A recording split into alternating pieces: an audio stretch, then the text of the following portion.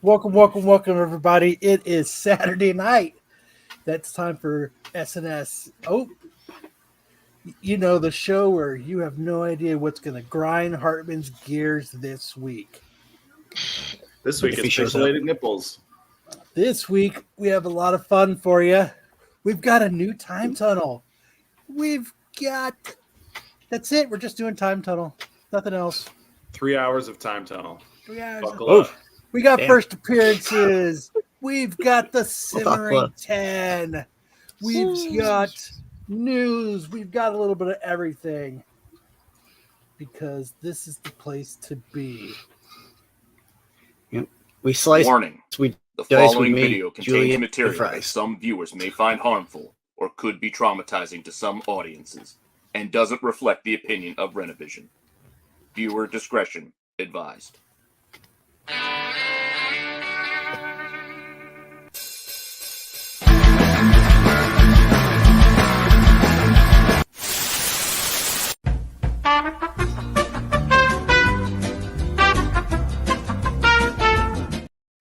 And Hartman leaves. Yes, Sticks.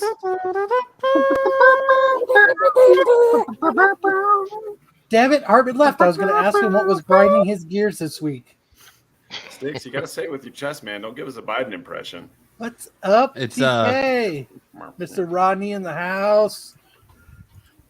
Mr. King of Nerds, who's actually on the show, saying, let's go. Let's go. Let's go. Let's keep it going, guys.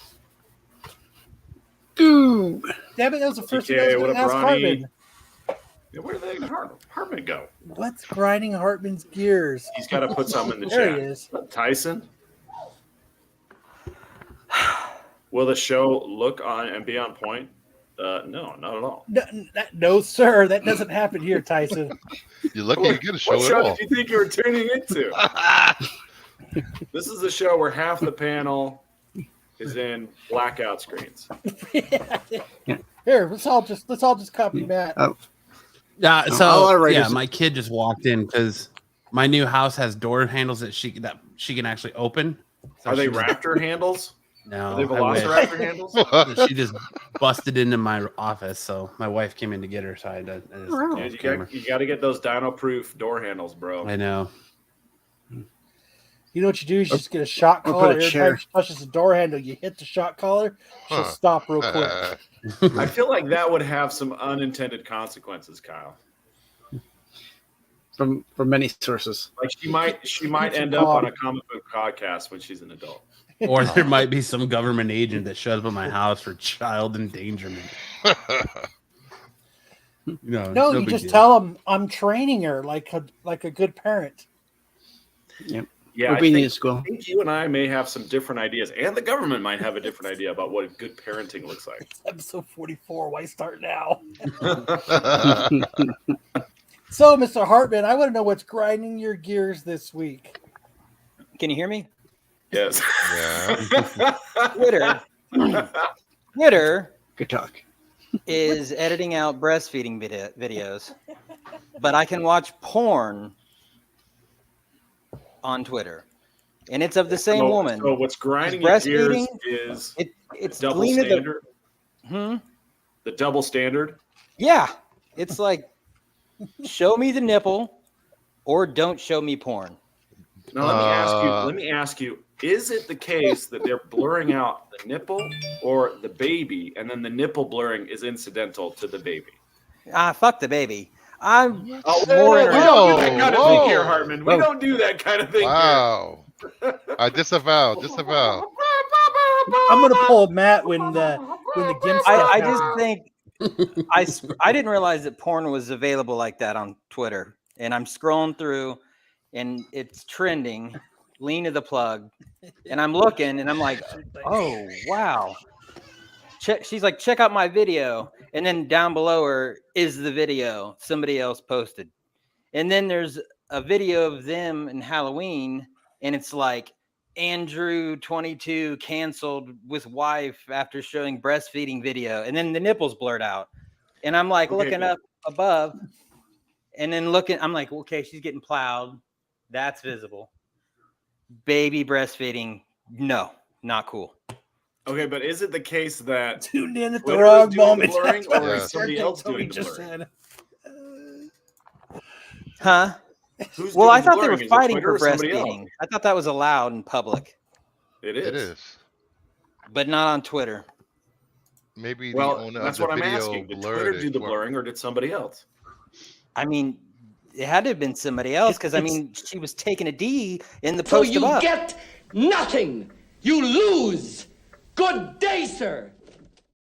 Maybe Wait. Overlord Elon just doesn't want you specifically to see breastfeeding videos. I think it's no, I don't think it's him because I mean, he allows porn. Who would it be then? Dude, porn's been all over Twitter before he even took over. Yeah. Porn is not something that's new on Twitter. Porn is Yeah, all over I my just feed. realized what Twitter was, but they're not allowing the boob with the baby. She could. I mean, shit. I don't know if that is possible. They might not allow it. I think The only reason it's a big deal is because Adam22 from the No Jumper podcast let his porn star wife. They have another podcast called Plug Talk where they interview porn stars or people in the industry and then they have sex with them for OnlyFans. So he finally let his wife do a scene with another dude, and it's some big old black guy that people are. He has a name. Yes, Jason he does. Love. Okay, Is thank his you. name. But so she's getting just plowed out by this dude. So everyone's calling him a cuck now because he openly what, motherfucker? Yeah, he openly let his wife get banged out by another dude. But that's not why it's She's getting a porn canceled. star. I don't get it. Isn't she? The Yes, but breastfeeding it's like- video is the I don't know. cancellation. What? That's the big news. Yeah. Dude's a cuck. You got cucked. You having fun? You having fun, Kyle? Yeah. Kyle's just flexing the clips. He's just making sure they're all working. Elon's dad is married to his stepsister, so his moral compass may not point north. What's right about a 6-year-old breastfeed? I'm looking in the Hey, news. everybody, go sub up to King of Nerds. Watch that channel. Yes. It's There will pretty be much SNS significantly part less 2. pixelated boob talk there. No, we don't do that over there. All right. Well, thank you, Hartman, for letting us. Big old black guy, man. I just don't know his name. I'm not that inversed into it to know his name. I just know that it's Adam been all over the 22 and internet. Lena.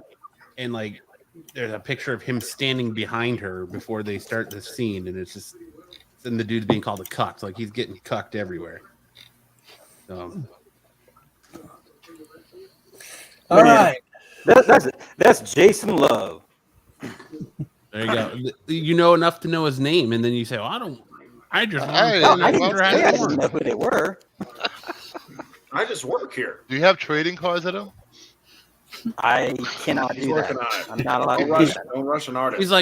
He's like this breastfeeding video being blurred pissed me off so much that I went and researched about every single person this revolves Oh, around. come on. Everybody knows porn stars. Yeah, I have not no really. idea what I you're probably could only name you one, maybe two porn stars, and they're probably still Bullshit. not even in the business. Bullshit. Okay, maybe Bullshit. 3: Stormy Daniels, April O'Neil, and that's the end of it. Oh, for me. April Jenna O'Neil? Jameson. April O'Neil from the Turtles? Yeah, there's. Hey, a porn star hold on, named I got to do April. something real quick. Hold on. April O'Neil. Warning. Just saying, man. We got I'll give you props on April breastfeeding, we O'Neil. got Not many porn people stars, and would big call old her. black guys. Big old, yeah. Just big old black hammers ready to just destroy. I mean, Pirates was a blockbuster when they released that movie. Huh? You guys don't Pirates know of the about Caribbean? Pirates? The porn Pirates of the Caribbean, the most expensive pornography ever made. Wow. We got a Oh. porn. Oh, that's a new one on me, man. What up, GT Key It Comics? won awards. All right. I think it's time for news, man. Unless Thank anybody you. else got anything cool that they want to talk about. I got some things, but later during my segments. We got the return of Sticks Boy. How can you top that talk? Finally awake from, get off my lawn. I heard. I've always heard stories Yes, about. I am people back. pooing on the Sir. floors at Walmart, but I finally witnessed it myself. Essentially, You what? finally witnessed someone taking a kind of sort of taking a poop on the floor in a Walmart. No. That's awesome. Nasty. That's so gross. That's Let it awesome. slide out of their pant hole, or No. This is weird. I don't know. Slide. No, he's going to be like most of our guests and not get into it.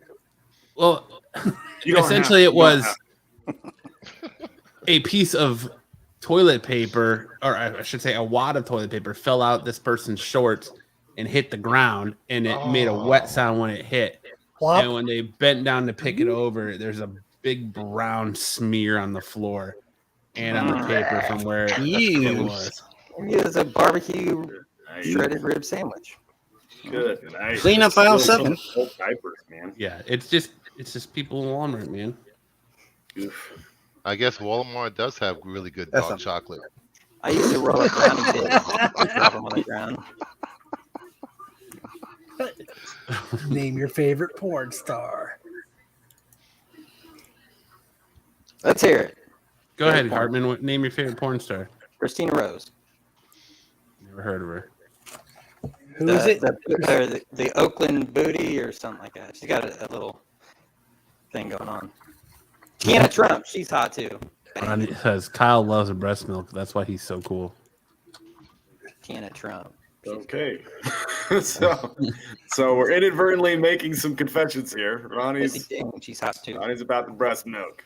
All right. So this is Hartman's favorite porn star. I have a feeling it's not. Who? What? That's the lady from Christina. Ah, Christina Rose. Not the Kristen. lady from Heroes, man. You know who would really like that is Lopez. Lopez would really Leah like Summers her a pretty too. hot MILF. She looks like she'd be on The View. You and Lopez have some shared tastes. Leah Summers. Brothers from different mothers. I've never watched a YouTube show Spiral Down the Toilet live before. Oh yeah, you must have missed our Steve Englehart interview. Who just said that? The buff guy. Oh, so you didn't watch the GIMP episodes that You I must have take. missed our Steve Englehart interview. well, it's going to spiral even more right now when I say my favorite porn star, Girth Brooks. Girth Brooks. Did he have a friend in low places? Ah, very Yes, well. I'm sure he one. does. That was nice. Right here? A friend in low places. Yes. The Oakland, she's got something.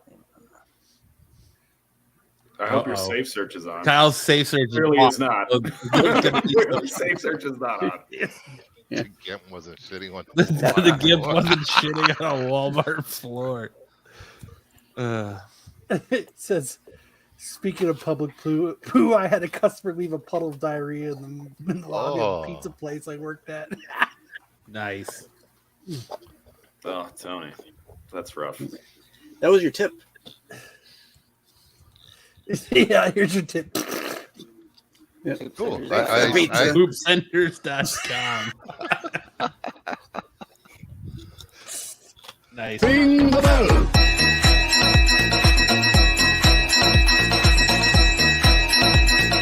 Ring the bell. Right now, 3 Where's pounds of HR? elephant poop for $49.95. HR to 5, 4, 3. Now that'll I be like tomorrow. Justin was there live when we did the Englehart interview. That's so great, Justin. I'm glad you were there. Marco has no authority here. You know who Here wasn't comes there? Marco. Matt. Matt was not there. Here, I'll do my impersonation of Matt on the GIMP episode. I was there. I lived it.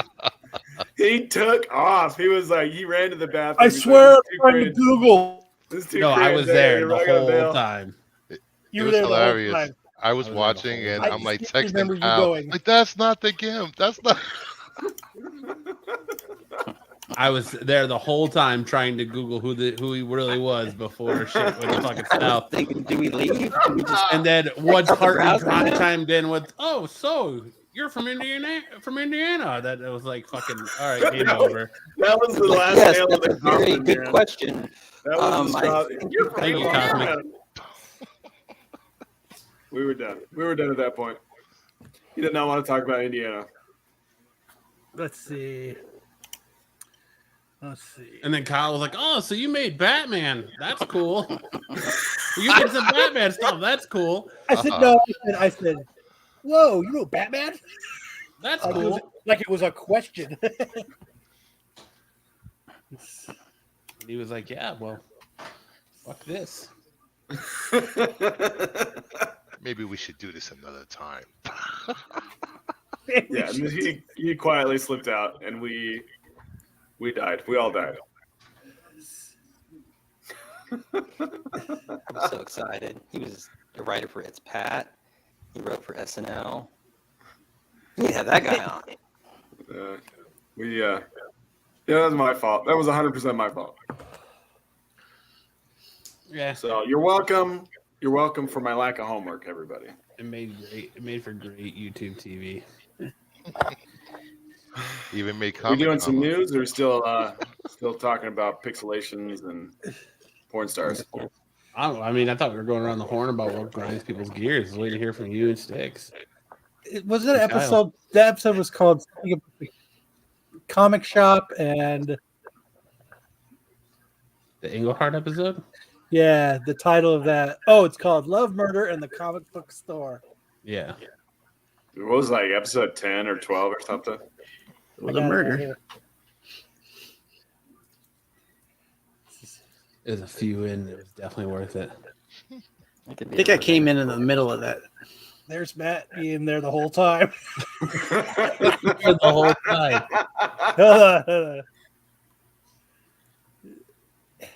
Oh man, There's me Googling. was playing the game on Pulp Fiction. Right hand. Really? Thanks for joining us, Steve. I also found out Steve is feeling a little bit of a cold today, so we'll be extra gentle with you, Steve. Oh, good. But we were not. We were not gentle. I want to know. He also Did he wrote really on say he had Boy a Meets cold? World too, right? Yeah, he did have a cold. He wrote Boy Meets World, right? Either you've got me confused with somebody else, or this is a joke. But no, I did not write for that show or any of those other things. Oh no! You're kidding. Bandit Chip! What? Here it comes. Beats face. All right, Steve. Well, Steve, if it no, makes you feel any better, I just got here too. There, Yeah. you just threw us all under the bus right there. Well, introduce us and let us know what you do then. Let us know who you are. Oh, my Let us know who you are. Someone No, we have- like damn gave us He's the like, wrong you guys info. are interviewing me, and you want me to introduce myself. Well, I mean, All it's right. long. There it is. I've been there the whole time.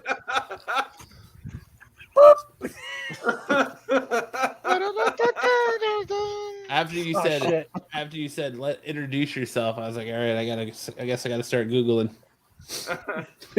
Pete's grandpa sweater. Episode 18. Episode 18 is a bellwether. That's where, that's probably our worst, our most embarrassing moment to date. Yeah.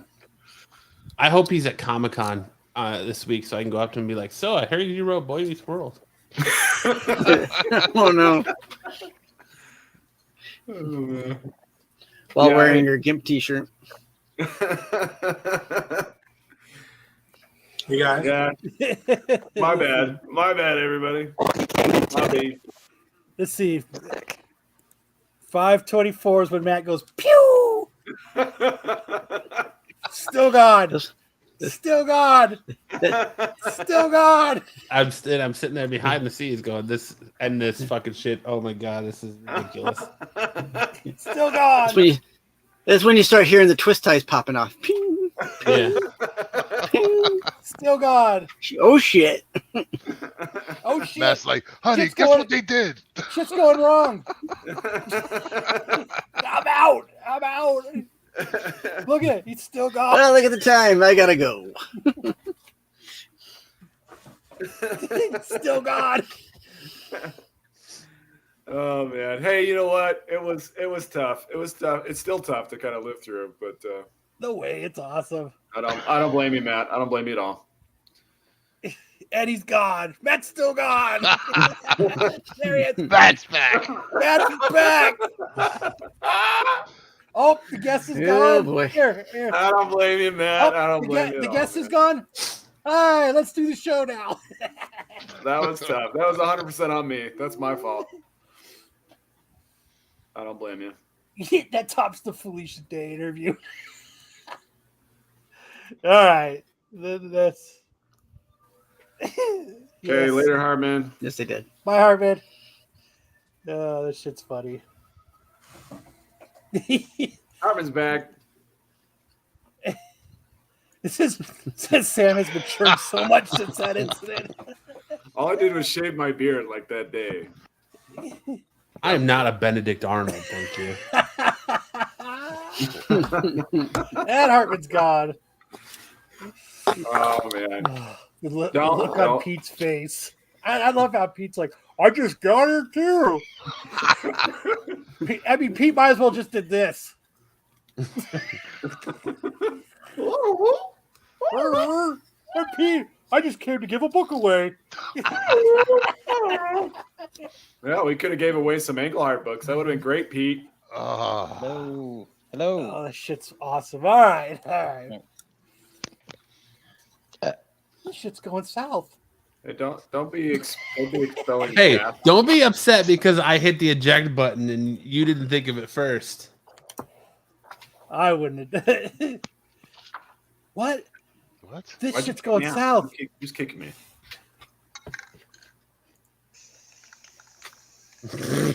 Kyle left. Kyle, what are you doing? He left because shit's going. I'll tell you what Kyle's doing. You want to know what Kyle's doing? There he is, beating that dead horse. That's what Kyle's doing. Eating that dead horse. I've had a lot of. It's been a while.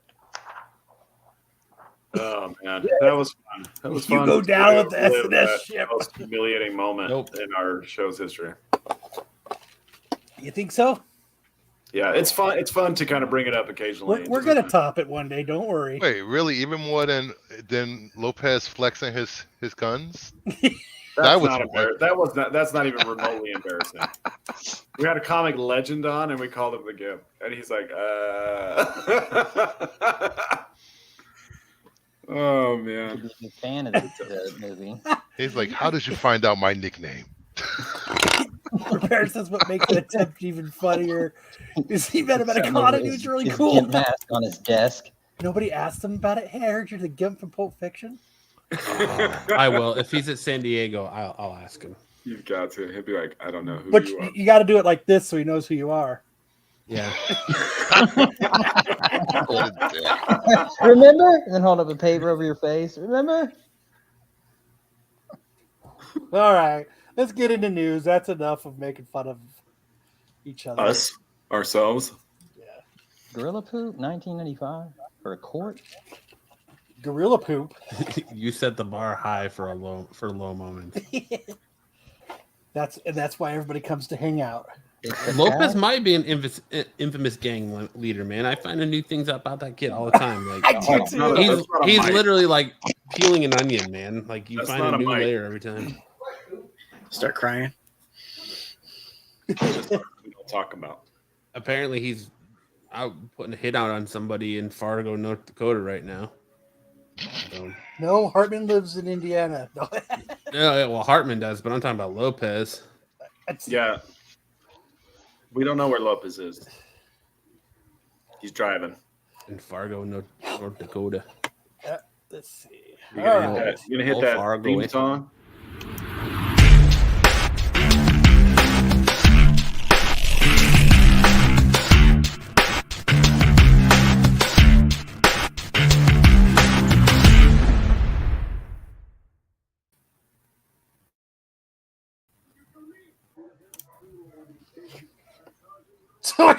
Great bit. All right, I'll share the Off to a news great then. start. Dead air. So there's a slideshow, and it's generally by Sticks. By So Sticks. You have to go to the bathroom. Please Sticks go is now. bailing We have out a already. slideshow right now. It's had some headlines that we talk about. I guess I'll share it the screen then. How are people still lighting fireworks? I guess I'll fucking read it too. What the fuck is going on? This is fucking stupid. Do you want me to read it? Go ahead, read it.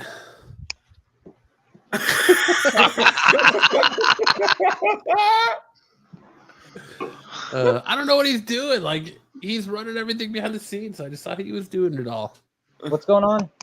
Can you get this slideshow up, Matt? Shut Yeah. the fuck up.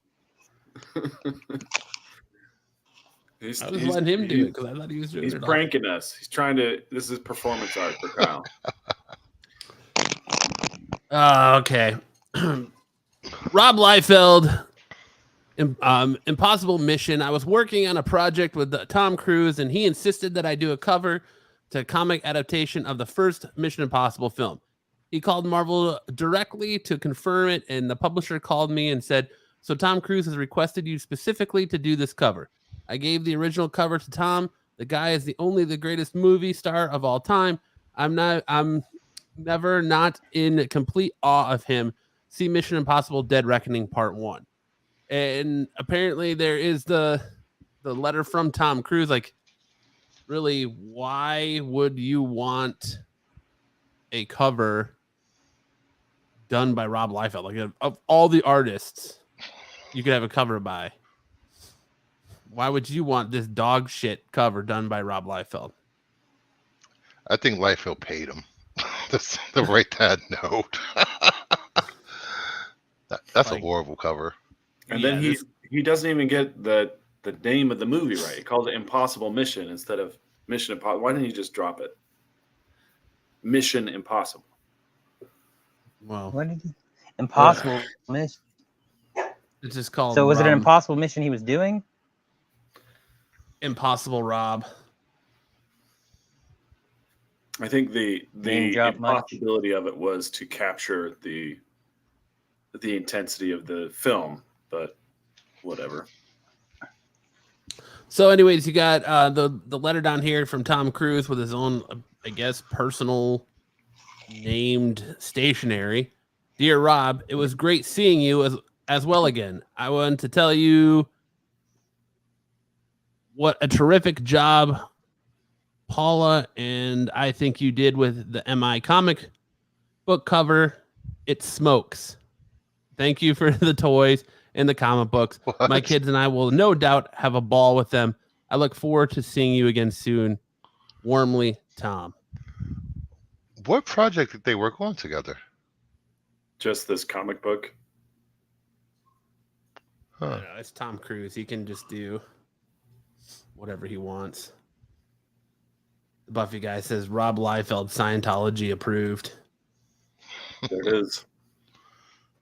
Jedi would be proud. Liefeld must have donated to the Church of Scientology. He's working his way up.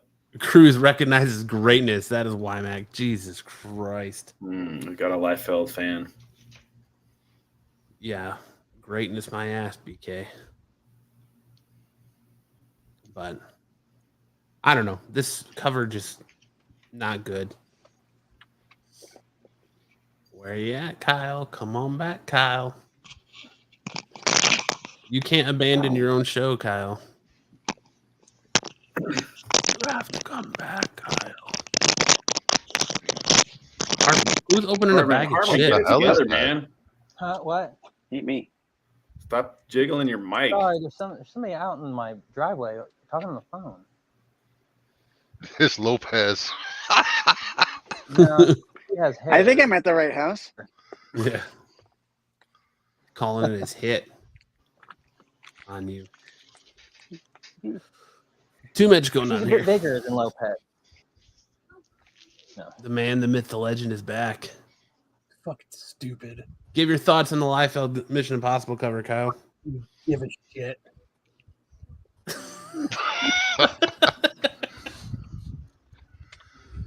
Uh, Here, Looking for it's the breastfeeding clip. Oh, jeez. This is a fucking train wreck. So It's fucking the heat. stupid. Yeah. Well, that's what it's trying to depict is a train wreck. I don't know. I just like how he's like diving away from the explosion. And that's like the tiniest rope that's not attached to anything that he's got there. Yeah, does that even happen? Oh, yeah. He hooks up. That's when he's hooking up the helicopter to the train at the end of the movie. It's got to be that. And he's Or is he finishing? He's still got so many advance going on pouches today? too. Like, why does Tom Cruise have so many pouches? I don't fucking believe that Tom Cruise wrote, "Dear Rob, it was great seeing you get in. I fucking love the cover. It smokes." He's a fucking liar. That is all he had capitals. to have looked at this fucking thing and said, "This is the dumbest fucking thing I've ever seen, and I cannot believe that fucking this asswipe drew this for me." I think Cruz has a restraining order against him. I think Cruise looked at it and said, "Damn, my jaw has never looked more chiseled in my life." His fucking assistant or somebody wrote this and never showed Tom because there's no Could you fucking really way. imagine Tom Cruise saying it smokes? He looks tall. It's fucking stupid. It smokes. The fact that Rob Liefeld is proud of this, and the fact that Tom Cruise said this MI comic cover smokes. Thank you. Should be lit on fire. That's what. I think Tim Bruce fucking. That's who gets sent to. What throws me off is why are you going to put it on your personal name stationery? That tells me it probably came from an assistant. Yeah. From the desk of. Yeah, from the desk of Thomas Cruise.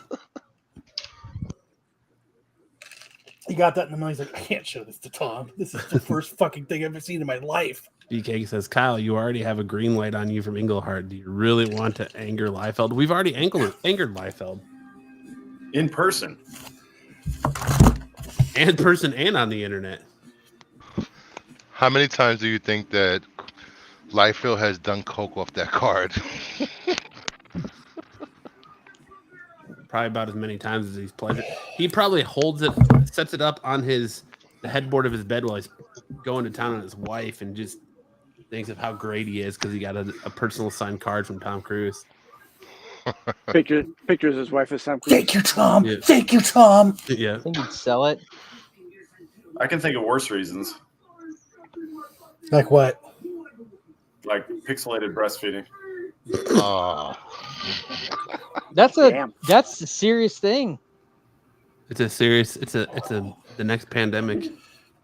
It's All like right. first breastfeeding, then what?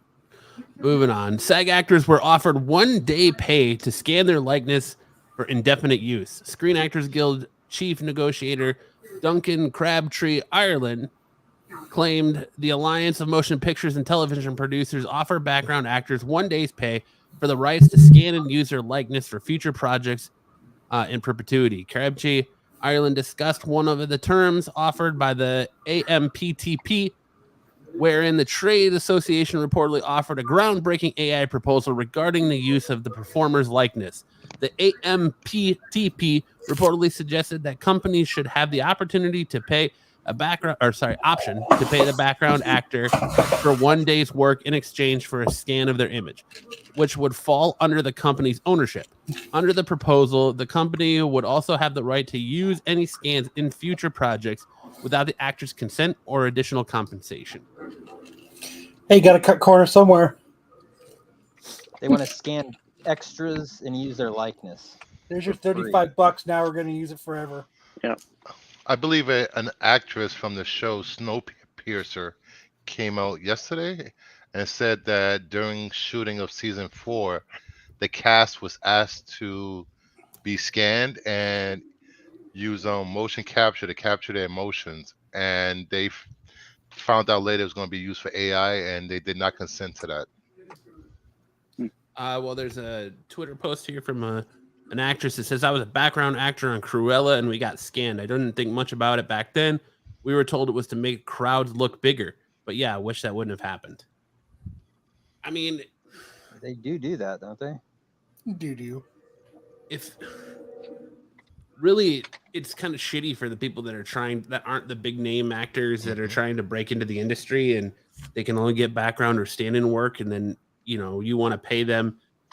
You should always be paid for your name and likeness rights, right? So I mean, if you want to scan them and use them AI, that's fine, but they should get some sort of compensation every time you do it, not just one time. Yeah, because they're going to find a way to do it either way. If you've got college kids getting paid name and likeness rights for playing college sports now, you should, you're an actor, that's your job, you should get paid for said, whether they're using your likeness or not. Anytime they use your likeness, you should get paid for that. Yeah. You guys know what the extra rate is? I know for speaking parts it's $1,000 a day for speaking parts, but for extras I think it's like maybe 100, maybe $200. Fuck yeah, you only have to do that 5 times a week and you're set. Yeah, let's see. An extra background extras get paid between $100 to $200. So what is AMPTP? Alliance of Motion Picture and Television Producers. Oh, that's the only company that hires fucking background people? Well, no, that's the association of the studios and producers that SAG and the Writers Guild are negotiating with. The Writers Guild is also up in arms about AI because they're writing AI. They're using AI to write screenplays, and now SAG is up in arms because they're using AI to replace people or to produce people as background, and other things too. Is they're trying to use AI to generate characters to cut costs. Dude, no one have a goes to the website movies. that generates people that aren't real. Like, what's stopping them from generating people that aren't real and slapping them on a body? Only that they look terrible. They don't look good. Well, I mean, as the technology improves, they probably will just do that. Love Death Robots. I mean, they could do that. That's not a problem. But if extremely lifelike. If you're trying to use an actress, their likeness in the background, they should get paid for that. And which fucking sucks that Hollywood doesn't want to do that. Like Kyle said, save money somewhere on your bombing movies. But like, dude, if you're gonna scan someone and use their image, their likeness, fucking pay them. Humans are great at replacing humans. Yeah. I mean, shit, this has happened with factory work, right? A lot of us lost our jobs because of robots. Yeah, well, that's different. They didn't scan these people and have them using them to work in the factory. We didn't get scanned. They just the pictures of you don't still show up at your local fucking McDonald's when you're doing the kiosk scan. Like, hi, how may I help you? All go. I mean, it's the same thing, but I mean, it's different, but it's the same thing. Getting replaced by machines, you're getting replaced by machines. I mean, some actors have already done this. I think James Earl Jones did this already. Consented to have his voice used so he can continue to play Darth Vader even though he's retiring. And Bruce Willis, I think. And Bruce Willis. Yeah, but they had negotiated for royalties. They have the trademark. That's what I want to do for me for this show. Just get royalties. No, yeah, that's what I get every day for here. No, just AI myself into the show.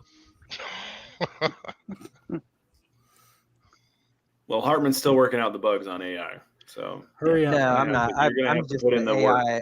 I just integrated in the artwork, and it's now the people are analyzing the shit, or thinking that they can analyze it. That's a big problem. Here's the thing though. Here's the upside: is that if these screen actors have to get real jobs, then the economy actually might improve. Well, the nanny's already got one lined up, right? Fran Drescher. Well, she's the president of this organization. Exactly. I'm pretty sure she still gets royalties from the nanny. Be a nanny. Yeah. Well, yeah, because a lot you of guys these have no idea. Hartman used to be an underwear model. I did.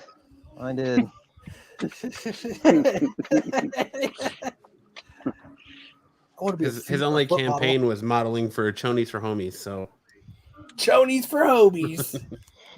Yeah, they didn't blur out my nipples. You weren't breastfeeding. Hartman and a banana So is hammock. it the breastfeeding or is it the type of nipple? I need It's answers. the breastfeeding, bro. The type of nipple. That nipple We'll is blur too out big. the We're gonna baby. blur it. Your nipple was 1 inch too long. That nipple has a hair on it. It needs to be blurred out now. Any inches long is too long for a nipple. That's any inches is too long. Yeah. Well, I mean, That now we gotta nipple looks like someone glued a sausage to your chest. Hey, We have to blur hold up diapers, pull down Bondage diapers. clothing. Hartman in leather and chains. All right, moving on.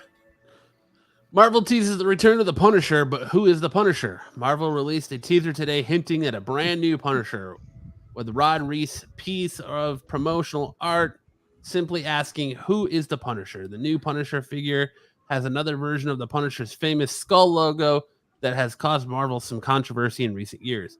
Frank Castle seems like he is done with the Punisher name and at the end of this last series, so it would appear as though this is a brand new character taking on the mantle of the Punisher.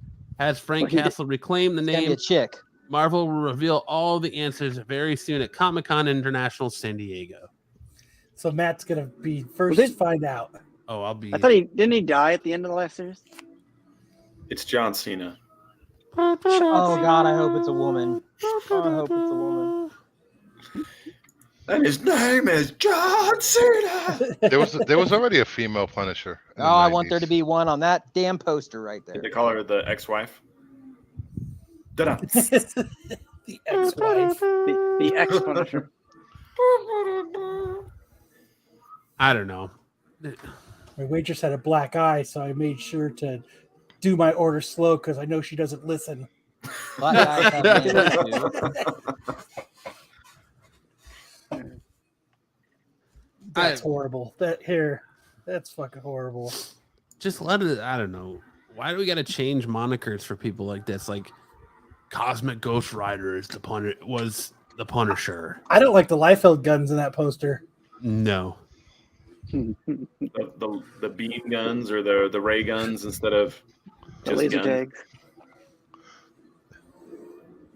What if the new Punisher's Rocket Marvel's Heroes, Hulk, and Super Soldier panel?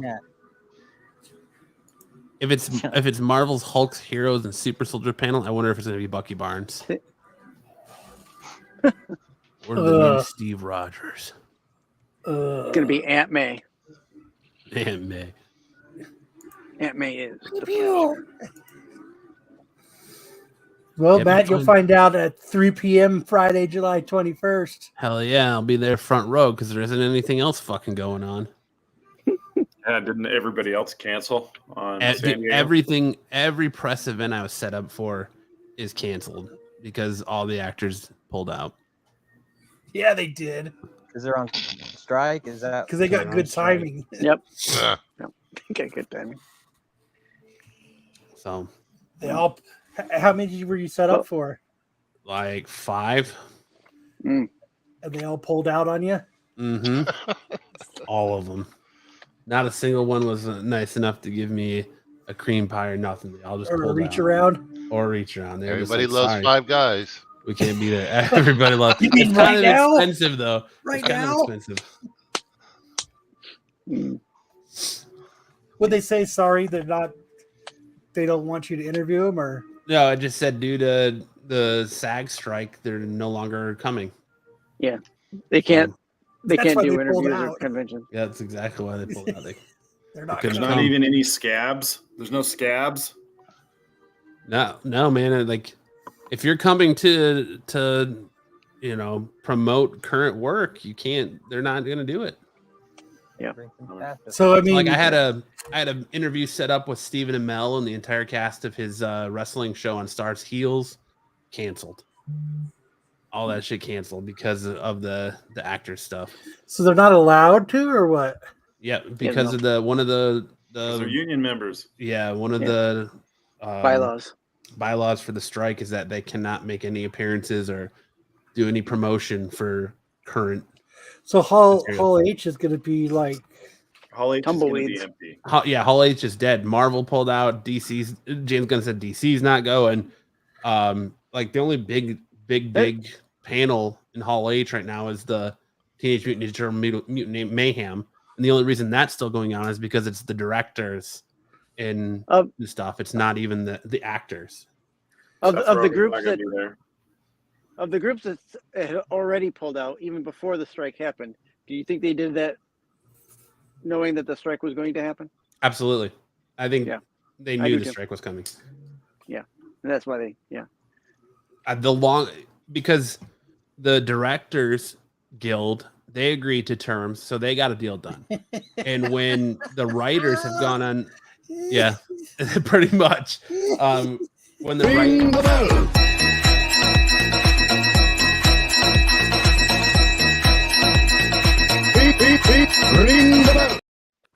with the writers being on strike since May and not being able to get a deal done, I think it was pretty much inevitable that the actors were going to go on strike too. Yeah. So you said you had 5. So you had the Heels interview. Mm-hmm. Who else did you have set up? There was supposed to be with the creators of the Venture Brothers. That was another one of them to talk about the final Venture Brothers movie that's coming out, and a couple other ones. Wow. So, a couple other ones. I can't remember all off the top of my head, but those are two I do remember because I was looking at them last night. Nice. When they get the emails that say, "Oh, interview canceled," because it's better than getting there and saying you can't interview them like the time absolutely before. Yeah, but now it's just like really there's not a whole lot more to because these comic book ones you don't really get interviews with them. You can just go sit in on the panel and then tweet or report on the stuff that gets announced while you're sitting there. So it's not like because you can chat with them there. So you can chat with them after and all that, but it's not. You're not getting that special set aside time for them to do interviews. So they can't just be like, oh, well, sorry, I got something else to do and just blow you off. They're set there for that time for interviews. So. Well, that's shitty. Yeah. I'm actually really intrigued though, to see what San Diego's like without all that stuff. And it just being a Comic-Con essentially. It's like 1986 all over again. I hope it's better than a fan fusion.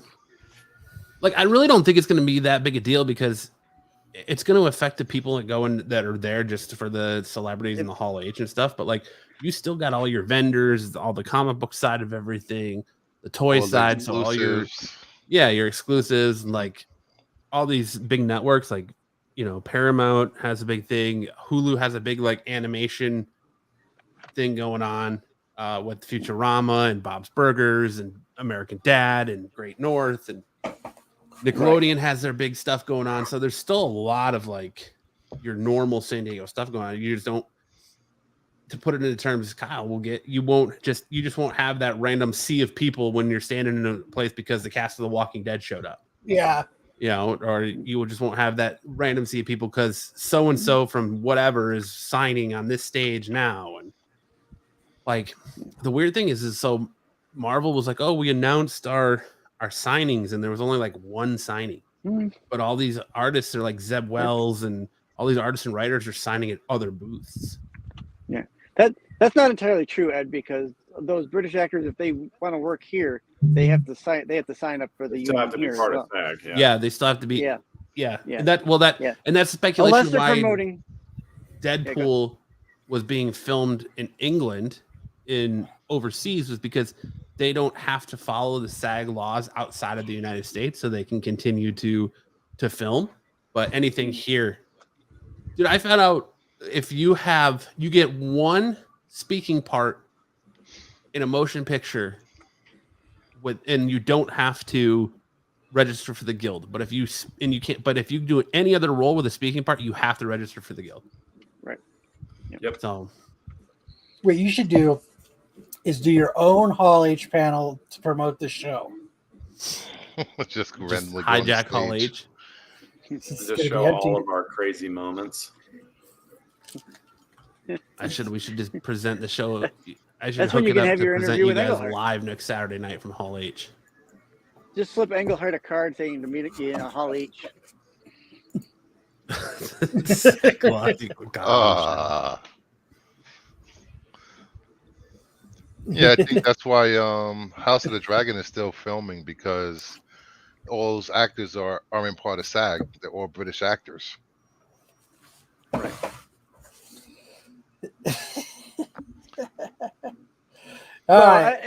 If the production isn't a SAG production, I mean they probably remember the SAG, but they're not doing work under SAG rules. So. If that's going on, will they really actually still be able to promote this then, the Punisher? Yeah, because the comic book creators don't fall under that. Yeah. Like, so comic book creators, professional wrestlers, professional wrestling writers, they don't fall under those guilds. They all have different and news I don't want to reporters. call them guilds, but unions. So yeah, and any news reporter or broadcaster. Yeah, maybe it will be nuts to butts then. That'll be awesome. That makes me wonder about animation panels that they have scheduled. They can't have the voice actors there. Nope, the voice actors will not be there. So they can have like producers and directors and animators and all things like that. But voice acting talent will not be there. Yeah. Yes, Yeah, it boy. makes for real comic book fans. Yeah, I mean, for sure, though, that's better. Get the fuck out of here. The news from San Diego Comic-Con will be who skipped lines for exclusives. Yep. Who cut in line? It was Crane there with his new wife. No. Crane is going to be there. I'm excited to see him. No, he is? Yeah. Oh, that's going to be great. Bro. I want to get him to sign the I Stole Your Turtles? Wife variant.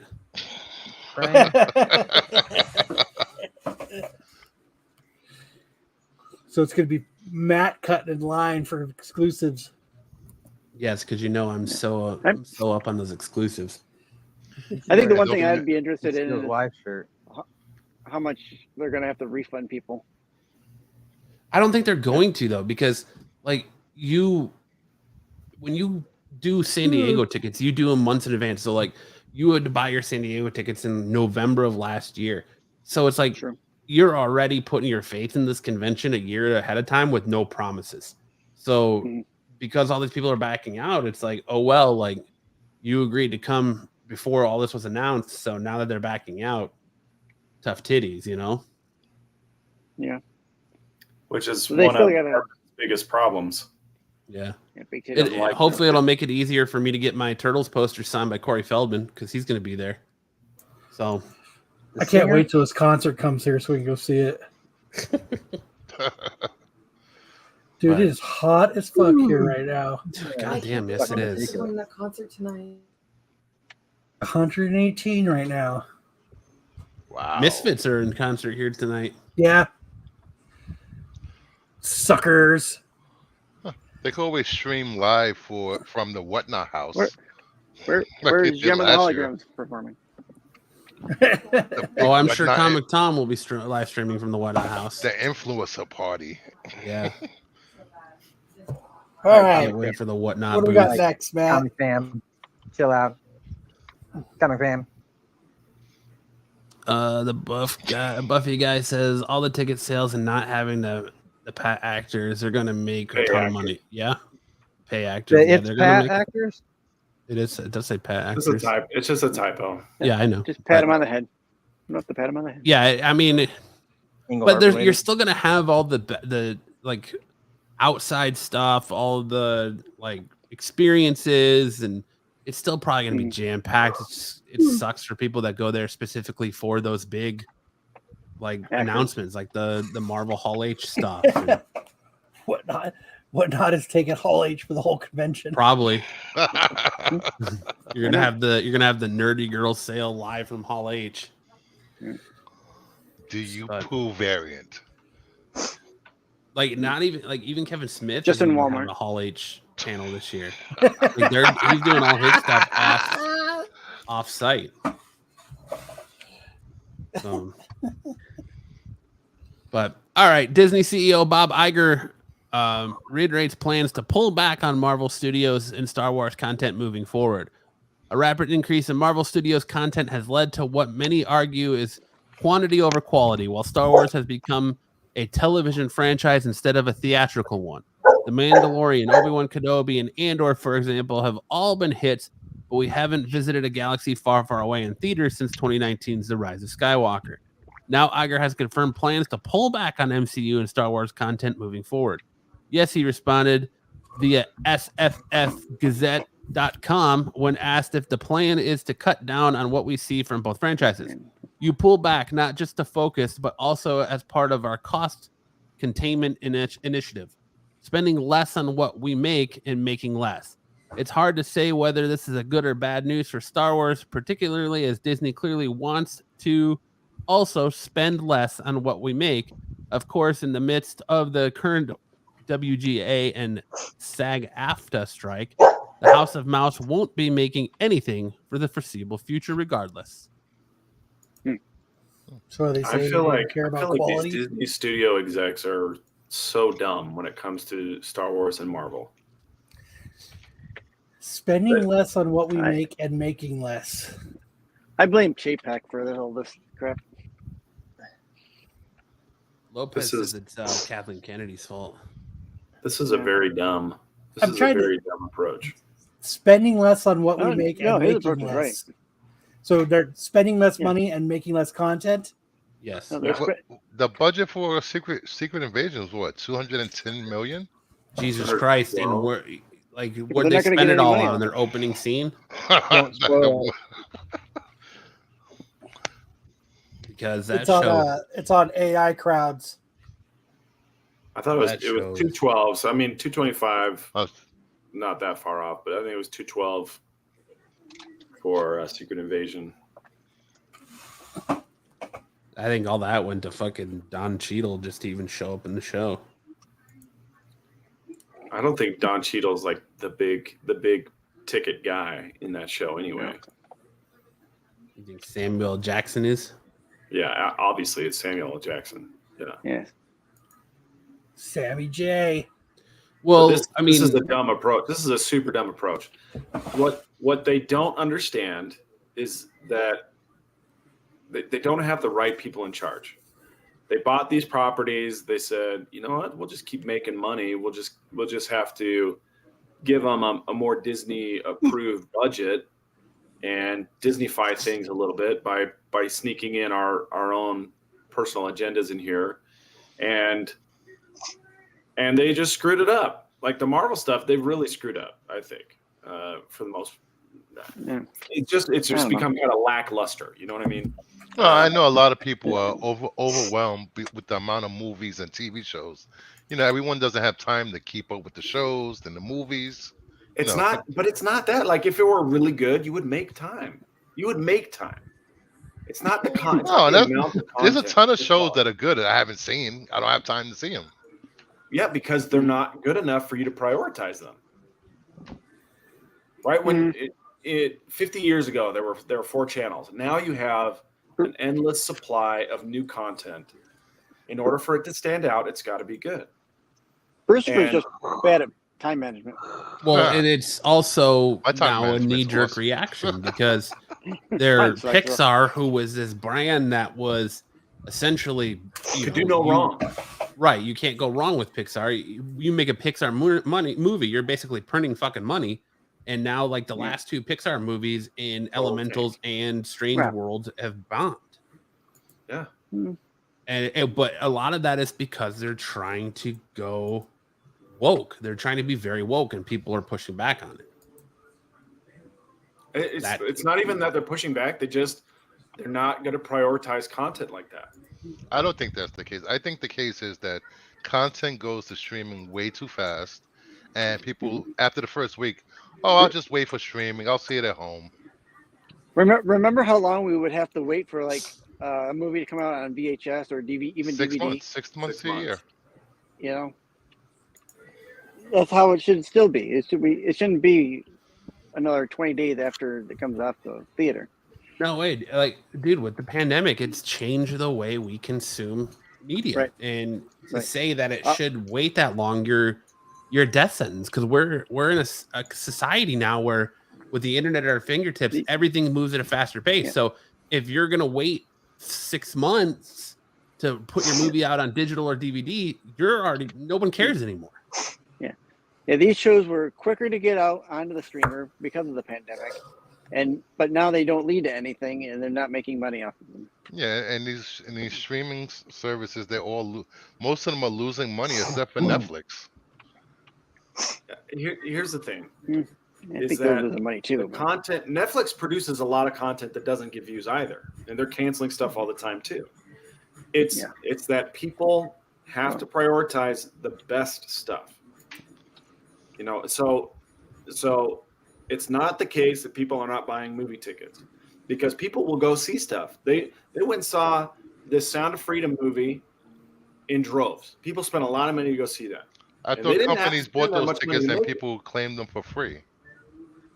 No, there are people buying tickets. You can buy tickets for other people, but somebody's paying for those tickets.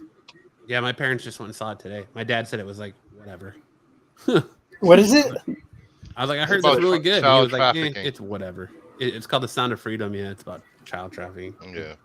But people are going to see Mission Impossible. They're going to see Sound of Freedom. They're not going to see Flash anymore. They gave Flash a try, but it dropped quick. Flash is set to be the fastest movie to go from theaters to digital. It's literally 1 month. It came into theaters June 16th, and it's going to be on digital on July 17th. Fuck yeah, I get to fucking watch it. Hell yeah, I'm stoked. Mission Impossible isn't going to make the projected numbers. It only did like 54 million in 3 days. It's not going to make its money back. Yeah, and that's sad, and because they're saying that the big movies that theaters are hoping for to make their nut for the year are Mission Impossible, Barbie, and Oppenheimer. Yeah, I think those movies will do well. I think those movies will do because they look like they've been made very well and they look high quality. I think a lot of people are excited for Barbie. A lot of people are excited for Oppenheimer. That's a good one. But The Flash was not good. A lot of movies just are not that good, and so people are not going to prioritize low quality content. Well, and especially at theater prices nowadays, because you're looking at $15 to $20 per ticket plus concessions. You're easily spending $100 to $150 for, family of four. A family of even a family of three, or even just for two. Like it's like if you go to a movie, you're spending $40 for tickets. They're at $20 a piece, and then you're looking at probably $80 total with concessions, because you're probably looking at about another $20 to $40 in concessions. Right. So that's $100 plus. That's the movie. Going to the movies isn't cheap anymore. Yeah. So and with streaming content, like there's just a lot. There's a lot of streaming content, and people have only so much money they're going to put towards streaming, and only so many TVs in the house, and so there's just a lot of competition. And so if you want to get to the top, you have to have good content. You have more than one TV? You must be rich. That's what I was about to say. You must be rich. They're talking about like they're even doing like this whole. There's theaters that are doing this whole Barbenheimer event where you can buy tickets for both movies and they're showing them back to back. So they're showing Barbie first and then Oppenheimer in the same theater right after. That's like 5 hours. Yeah. But that's not even the same group of people who are going to see those movies. No, it's not true. I mean, it's. I think they're different. They're very different, but I think they both have broad appeal, right? Christopher Nolan has broad appeal. Barbie has broad appeal. Look, I don't think the people who are going to see Barbie are going to stick around to watch Oppenheimer. I don't think so. I think a lot of especially them. Especially you'd be if they bring their surprised how kids. much overlap they have. For an adult, but like Barbie is kind of a kid themed movie.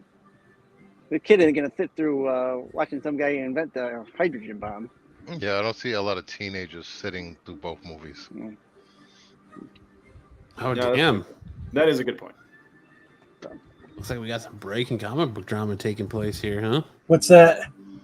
The Is that what fucking Harvin put in the private chat? yeah. Apparently, Chad Cave called out Ultra about the Ultra box, and shit's going down. I know. I'm trying to find it. Oh, Sounds like it's on Discord. I'm on Discord right now. What? Wow, Hey. what? I'm glad that Hartman is focusing on other people's drama versus Wow. participating in the show that he's on. I was right trying now. to find which one it's in, but maybe I'm not part of that one. Well, at any rate, with this story, he's doing nipple I research. don't think Bob Iger's making a great play here, but they're losing money, so they've got to do something. They definitely need to put out more movies because the movies where they're making the money. They're not making any money putting anything in streaming on Disney Plus. So you can't spend But the $200 fear million is on a but thing. you look at these Pixar movies that they're putting on out in theaters, and they're bombing. Well, they're let's look at it this way: their money is spread out a lot. So if they can whittle it down to the things they really want to do, maybe the content will get better. You know, they could just shutter Disney Plus and go back to selling their content to Netflix for a ton of money instead of paying for it out of pocket and then taking a loss on the streaming. I agree, Tyson. Tyson says with home entertainment setups and streaming release dates, people find it more cost effective to watch at home. Absolutely. Oh yeah. Absolutely. Yeah. But people still like to go out. And so they're going to be more judicious about how they're spending their dollars in the movie theater for the really quality content. And they're going to pick and choose a little. Did you see Hartman answered you in the private chat, Kyle? I must not be in that one. I'll send it to you. Okay. Why? What are they saying? That there should be more than 16 names on the list for the box. Blah blah blah blah. Fuck you. Pretty much it. Chad Gabe calls and says, "I bet you're happy you donated a book and made it on the list." Oh wait, you didn't. LOL. More than 16 people got you to your subscription goal. So fuck off with your bullshit excuses. Yeah, go Chad. Go Chad Cave. Whoops. Ultra made a mistake. He miscalculated. I agree with you, BK. Nothing matches the theatrical experience because I love going to see movies in the theaters. That's one of my favorite things to do is go to see movies in theaters. But it's just not like for a lot of people, it's not the pandemic changed the way you consume things, and you're gonna watch it at home in the comfort of your house versus spending the extra money to go out to the theater. I think what the pandemic did was it gave them a different way to get the stuff they want to see. I am in it. Never mind. Yeah, you should be. I think so. Yeah, Bob Iger. Oh, yeah. Shut up, bitch. This headline should read: Bob Iger miscalculates.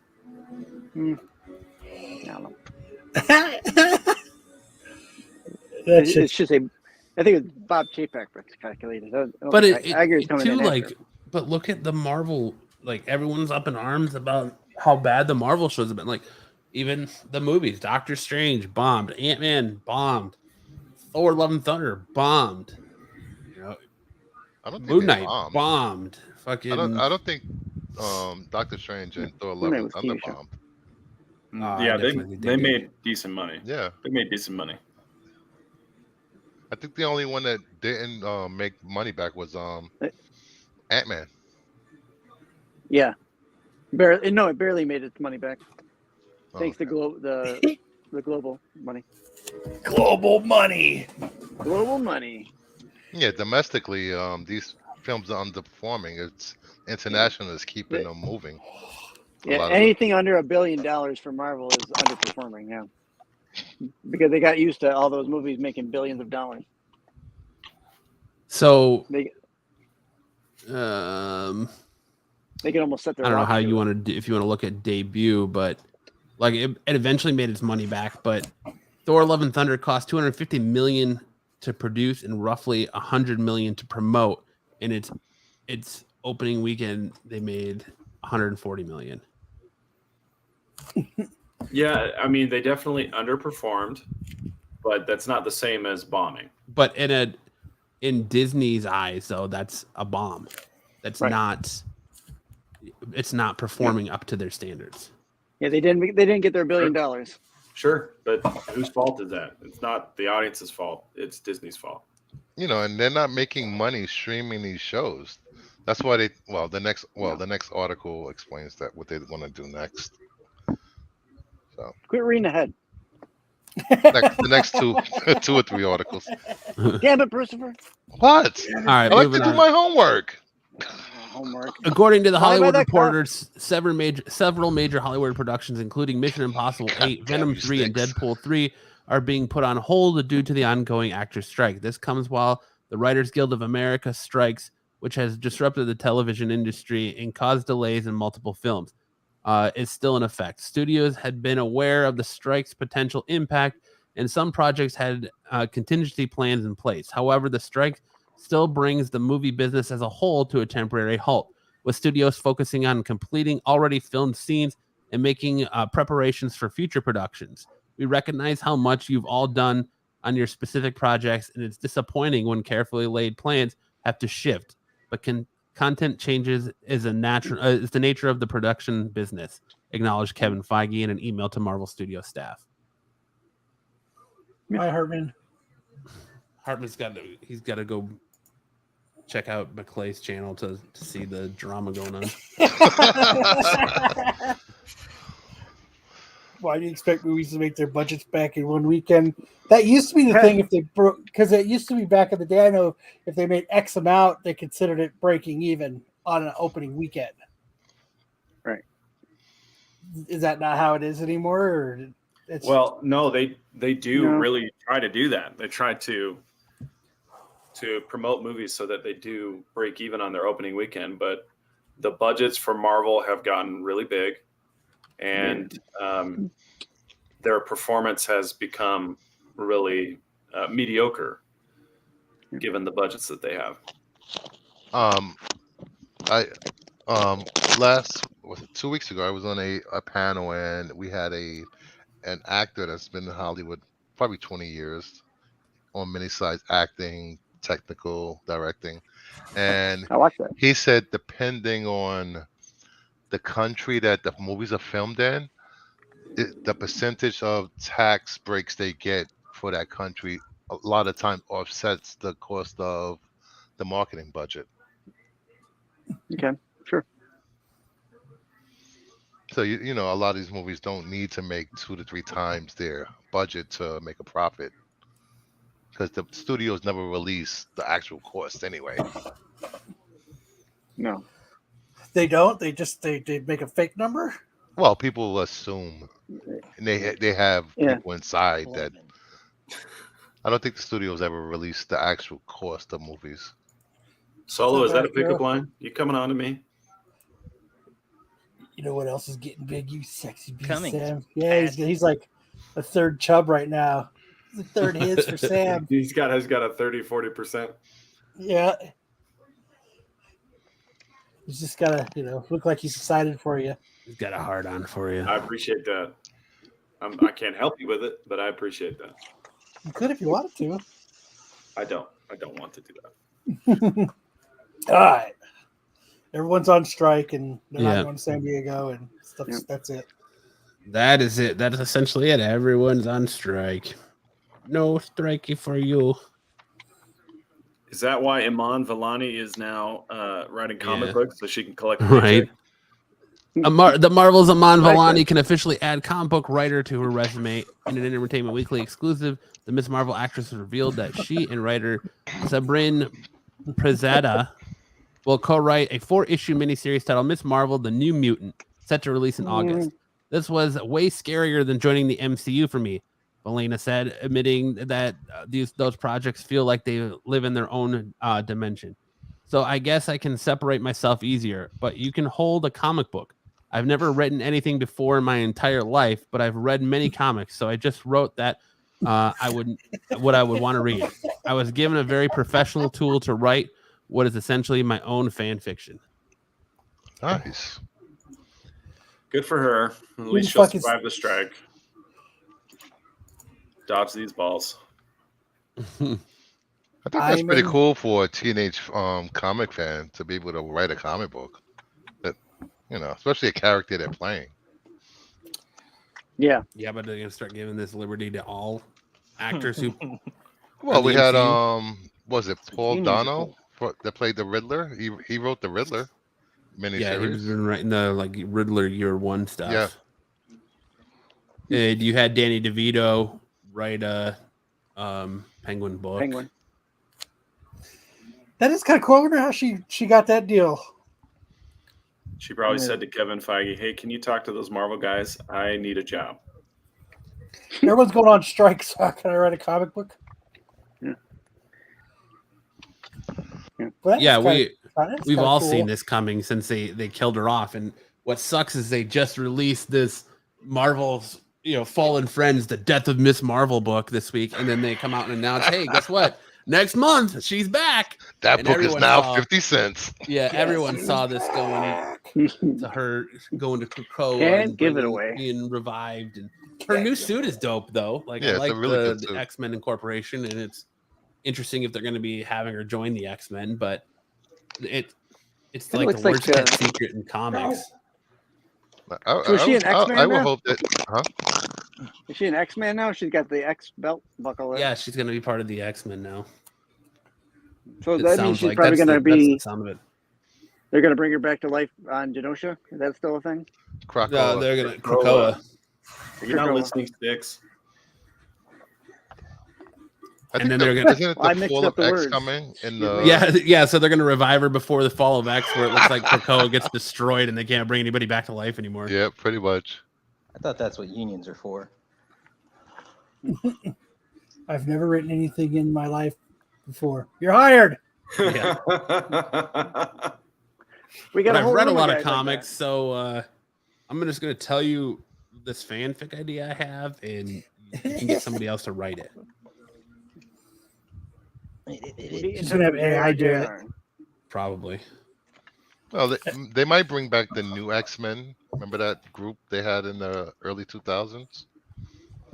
But everyone, I mean, I don't want to speak for everyone, but like the majority of people kind of had this thought already once they're like, oh, we're going to kill her off. And all right, well, in the show, the Ms. Marvel show, she's a mutant and you got everyone as an Inhuman in the comics. So they're going to change gears. So that's exactly what they're doing now that they're killing her off. Yeah. Wasn't she originally created to be a mutant, but because of Fox's ownership of the X-Men rights, that they made her Inhuman and push the whole Inhuman thing back then? Something like Possible. that. I don't know if I can't remember if it was because of the Fox rights or what, but I know her creator originally wanted her to be a mutant. Yeah. Okay. But all right. I'm sure you'll find out more. But that's a sweet Art Germ cover, though. Yeah. Oh, that's Art Germ. Shit. I thought she drew it too. I want a 1 in 100 sketch variant of that cover. She drew it and wrote it. Yeah. And inked it. And did the colors. Art Germ was like, that's so cool. I'm going to steal it and put my name on it. So, all right. What's next, Maddie? We are going to take a trip with Sticks in the time tunnel.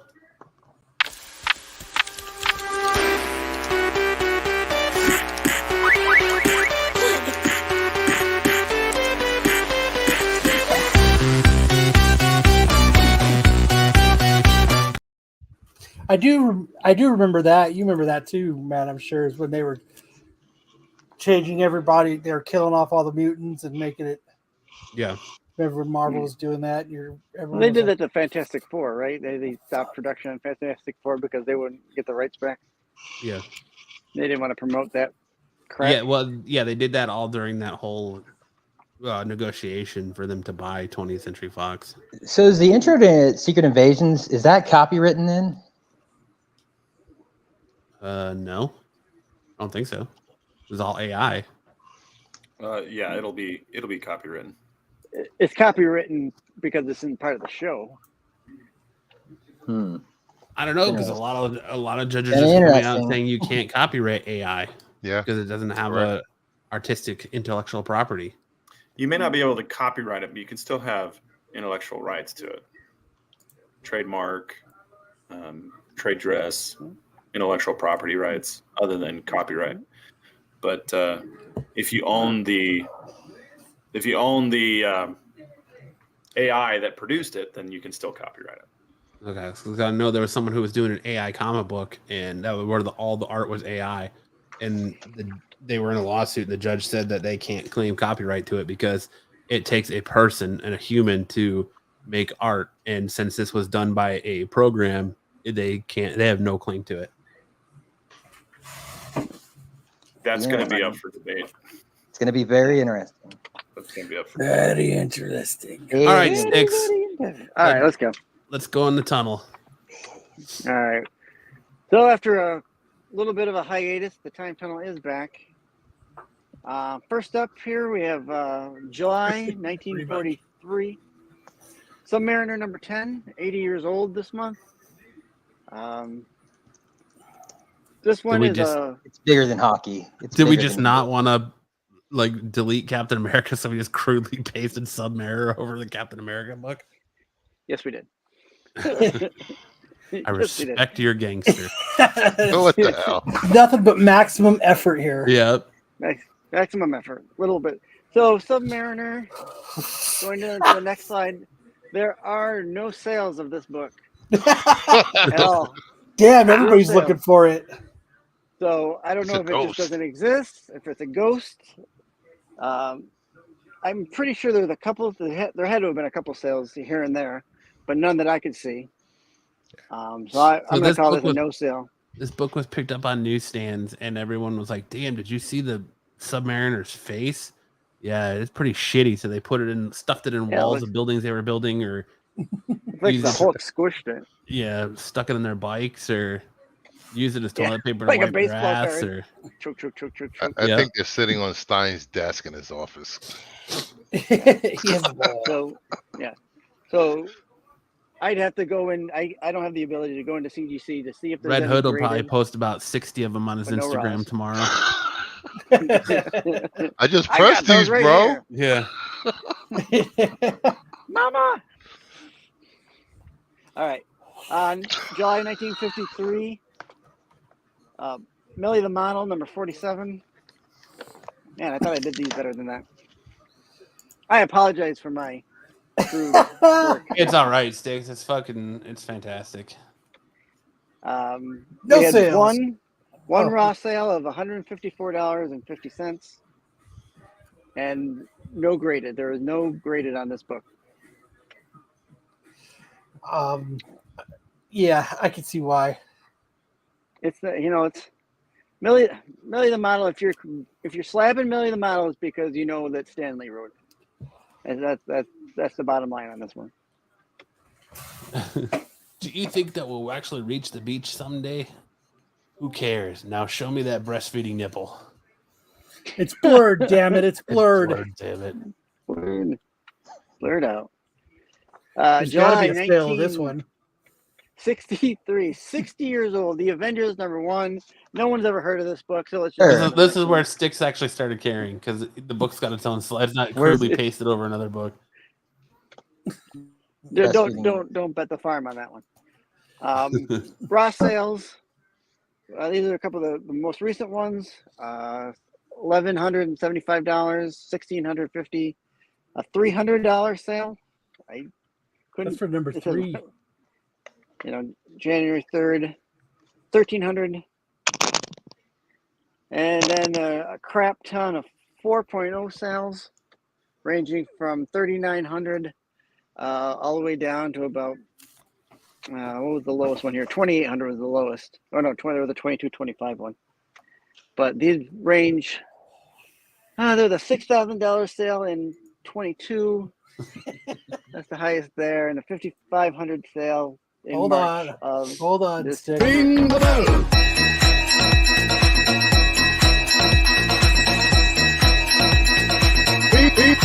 Ring the bell. All right. I'm on my phone, so I won't be affected by the the videos. As a heads up. Next slide, 6.0 sales, another crap ton of them. 6.0, 6.5s. Ranging. This has probably got to be one of those books that it was notoriously like rolled up and put in the back of pants pockets and all that, or I can't imagine it wasn't. A lot. And, 1963. Those kids. That's what they did. They, like you said, they rolled them up, and then they put it in your pocket and ride their bike away, and maybe it'd fall out of your pocket into the dirt and in the scrub in the ditch. You'd pick it up and put it back in your pocket. Yeah, that's how. That's how kids treat things, right? I mean, I did it when I was a kid. I treated stuff like that until I was maybe a teenager, and then realized everything had like a value. So I started taking better care of things. There's only one slabbed unicorn book, and I own it. Shout out to Tyson for the $5 donation. Time Tunnel Love with interruptions. Thank you, Tyson. 8.0 sales again. This book sells day after day. These are 8.0 sales. These are all heritage sales. Heritage. Look at the top one. The last sale there, $32,400 for an 8.0. It's 8.5. Just saying. 8.5. Sorry. Yes. With creamy 2 off-white pages. Well, yes, cream on their pages. So. 9.2. There was only 3 sales of 9.2. 1 and 21 for $72,000. Another one earlier in the year for 63, and another one in 19 for 46.8. 32 cats, random disposable income. Yeah, and as you can see on the in the population report, the highest is a 9.6, and there's 5 of those. And a lot of 1s, a lot of 3s. 3 seems to be the most popular number there. And then as it gets higher, it gets less and less because, like we've already said, this book is probably notoriously ruined by kids. There's got to be a 9.8 sitting out there somewhere that somebody just is too scared to send into CGC. Yeah. I would probably say there's probably a file copy somewhere. Yeah. That'd probably Like be the only way you're going to get a 9. archives. Yeah, that's the only way you're going to get a 9.8 or higher if it's a file copy at the publisher. I hear Brucifer has a 10.0 sitting on his desk. He just doesn't want to do anything with it. I thought you were going to say something else. I do have a 10-inch sitting on my desk. Oh wait, what? I wonder who does have a 9.8. It's probably no, we don't. Some lady's basement. We're gonna need one. Good one. input. Yeah, we'll have to do one. Always we'll dance come up with with something chat. Tyson, you can't read it if the pages are sticking together. Oh. Or Library of Congress. That's true too. Up next, 1973, July, 50 years old. Crazy 1. Marvel goes crazy. This is kind of their not brand type stuff, and what the. Here you got Forbes Man. I don't think this is his first appearance, but it's probably pretty close because he was in Not Brand X, so maybe this might be his 5th appearance. They had a pretty good sales on it. It's not a big book by any means, but it sells pretty well. Cyclops has exit written on his fucking visor. I've never seen this book. What's in Cap's mouth? A grenade. Taking a grenade to the mouth. Yeah, he is. That's called a Friday night. Fucking Doc Ock is hitting that bug spray like it's a fucking can of Cheese Whiz. Right. Or that's how it looks. I guess that's supposed to be the pump to pump it out, but it looks like he's It's the wrong kind of pump. He was huffing. It's one of those old raid cans. It's not a syringe. It's one of those raid cans. Like Hulk down here looks like he's pegging Loki. Oh, he's drawn and Green Goblin's watching. He's getting him right from behind. Tucked in the corner. Do it, Hulk. Do it. Dude, look, Magneto and Cyclops look like they're about to French kiss. Like, look at, like it looks like a Magneto's tongue right here. I and know you're fucking- attracted to me. Get Yeah. over here. You got Galactus there on the side with the battle and the thing. It's a cool cover.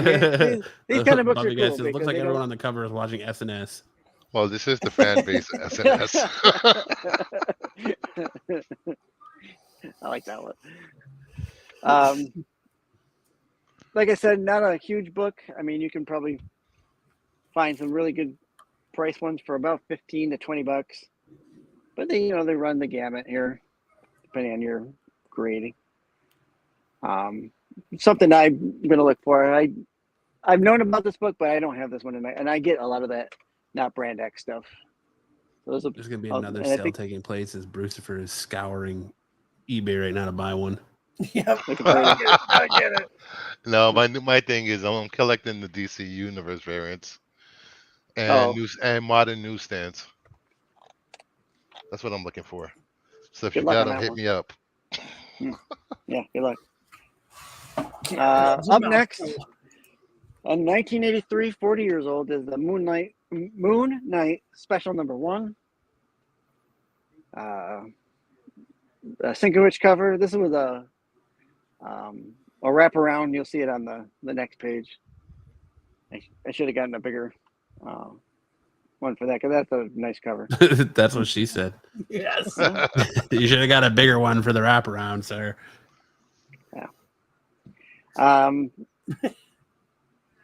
Sales are, I don't want to say sparse, but there's been a few sales earlier in the year. Highest being $20 there for that Near Mint Plus Bill Sienkiewicz variant. I don't know why they call it a variant. It's not really a variant. It's just a special.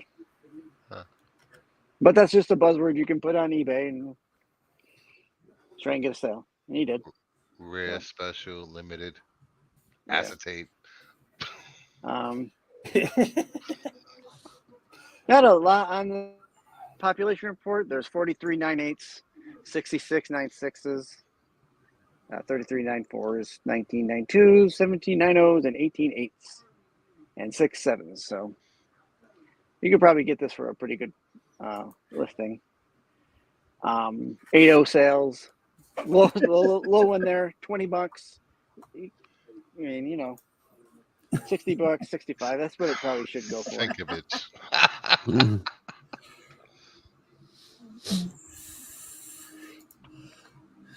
Oof, 9/8 for $25. Let's go.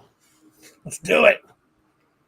Yeah, Everyone grab one. catch it on the right day, you get it for $25. This one should be 75 or higher. 192 being the highest sale. 289 back in 22 during the pandemic. The fucking Good cover. pandemic. Yep. 1993, 30 years old this month. The last issue of the NAM. Oh wow! If you haven't ever read the NAM, it's a really good read from front to back. There are a couple of issues That's usually how you read books. Yep. Unless Exactly. you're in Japan. Well, I mean, yeah. Oh, yeah. Let's leave them back to front.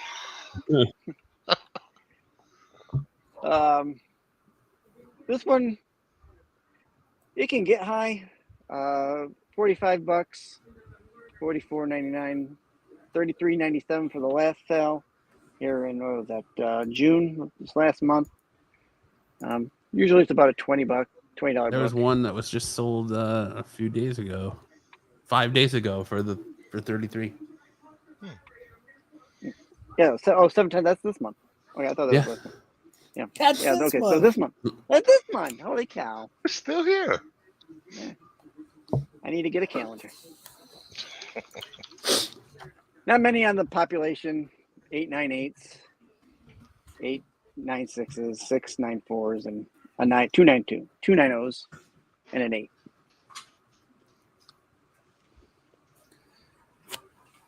Uh, 2003, 20 years old. This is the 5th volume of Silver Surfer, #1.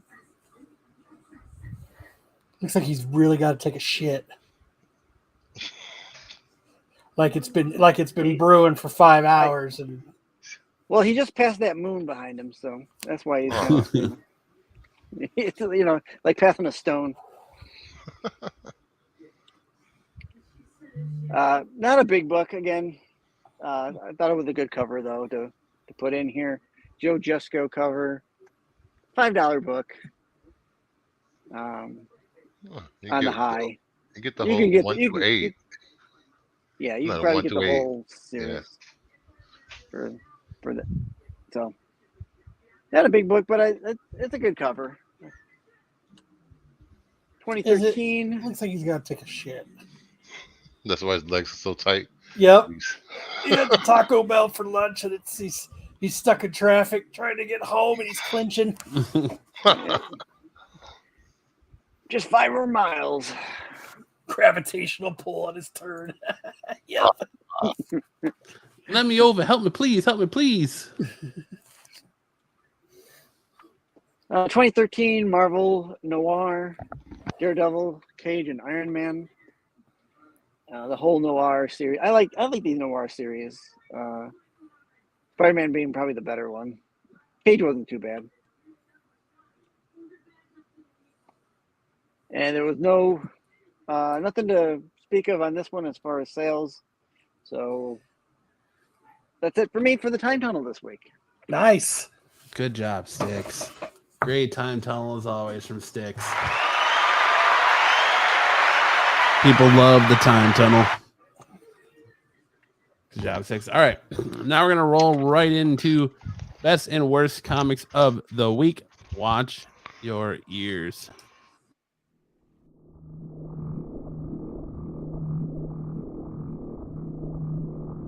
Oh, this is one of the intro alert. Long intro alerts. Jesus Christ.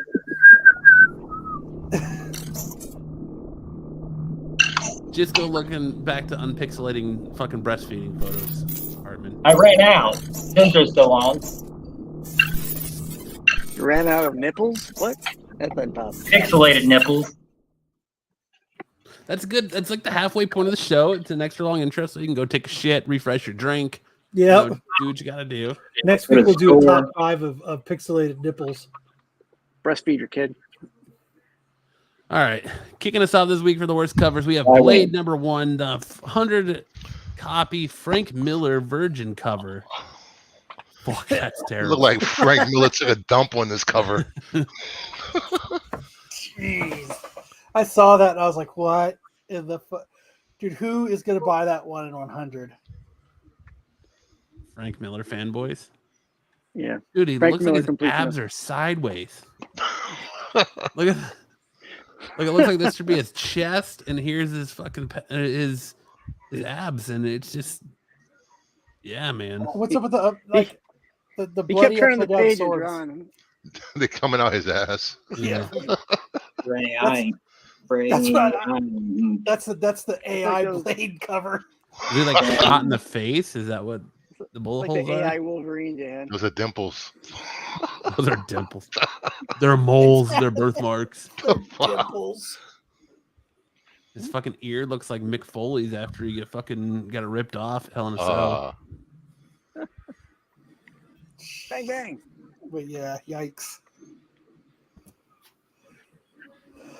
Yikes. Yeah, that's a rough AI. cover. Okay. It's almost as bad as Miller. the Wolverine cover. It looks like he's Mailer. being puppeteered by those fucking blades too. Yep, exactly. $100 for that piece of shit. Fuck that. Yeah. It's No Frank thanks. Miller time. So when artists die, do you think that they'll be asked to have AI do art for them? No. You could sponsor. I mean, they're talking about actors, want to scan actors. Why wouldn't they want to do it for artists? Because I don't have to. Right now, Yeah, no, Anybody can copy anybody else's style. that's for sure. Style itself is not copyrightable. All right, what we got so next? what's AI doing? Next we got Deadpool #1, Batter Blood. Rob Liefeld second printing. Approved by Tom Cruise. proven to yes, exactly. He had 3 covers this week, and I didn't want to put all 3 covers on there. For Rob Liefeld, that's not a terrible cover. No. It's not great, but it's not bad for Rob Liefeld either. Not saying something other than Wolverine not having an upper lip. Look All at right, those the more I calves. see it, He doesn't draw upper lips. of course, the random floating head. Cable has no upper lip. Yeah, Cable has no upper lip. And I don't know why Liefeld likes to draw these huge calf muscles on Deadpool. And skinny ankles. And I like how this leg is smaller than the other one. But all of his covers were bad this week. All of them, all 3 of And them. his fucking his torso is so long. He's got to get all the muscles in. Have you watched him on Whatnot? No. Oh my god. It's very entertaining. It's like watching an old uncle talk about what he did in the past. Mm-hmm. Fucking Cable looking like he got his armor from Judge Dredd.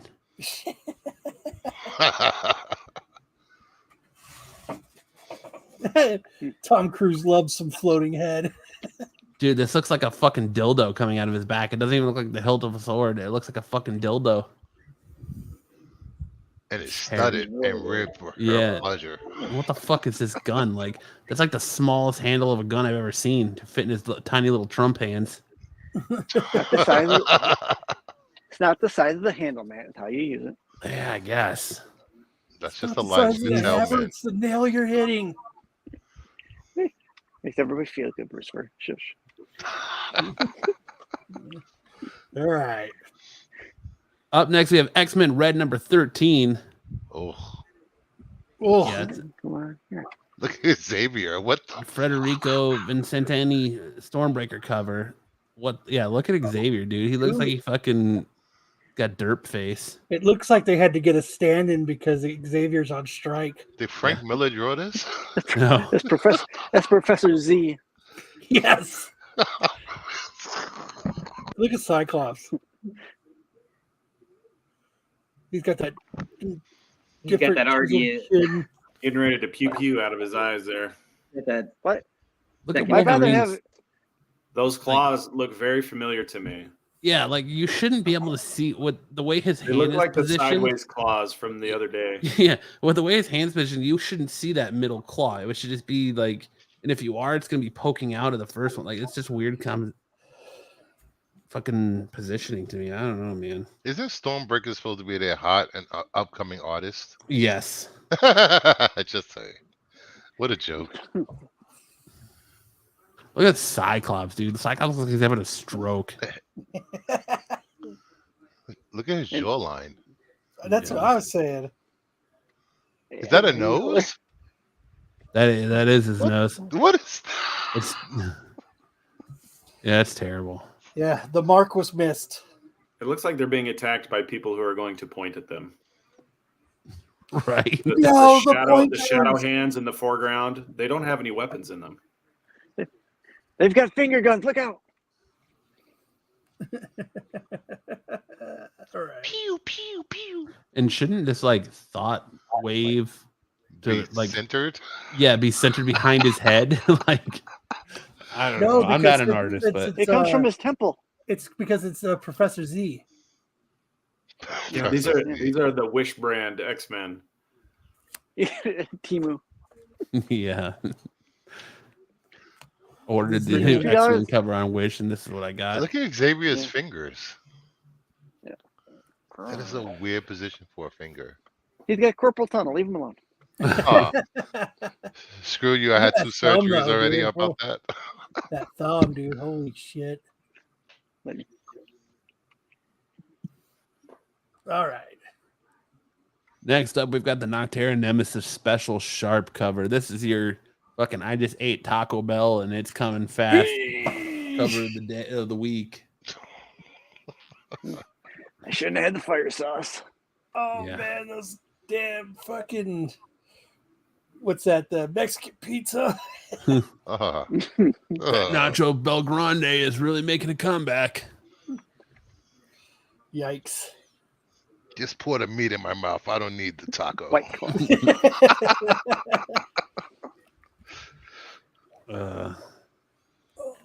Thanks, Cosmic.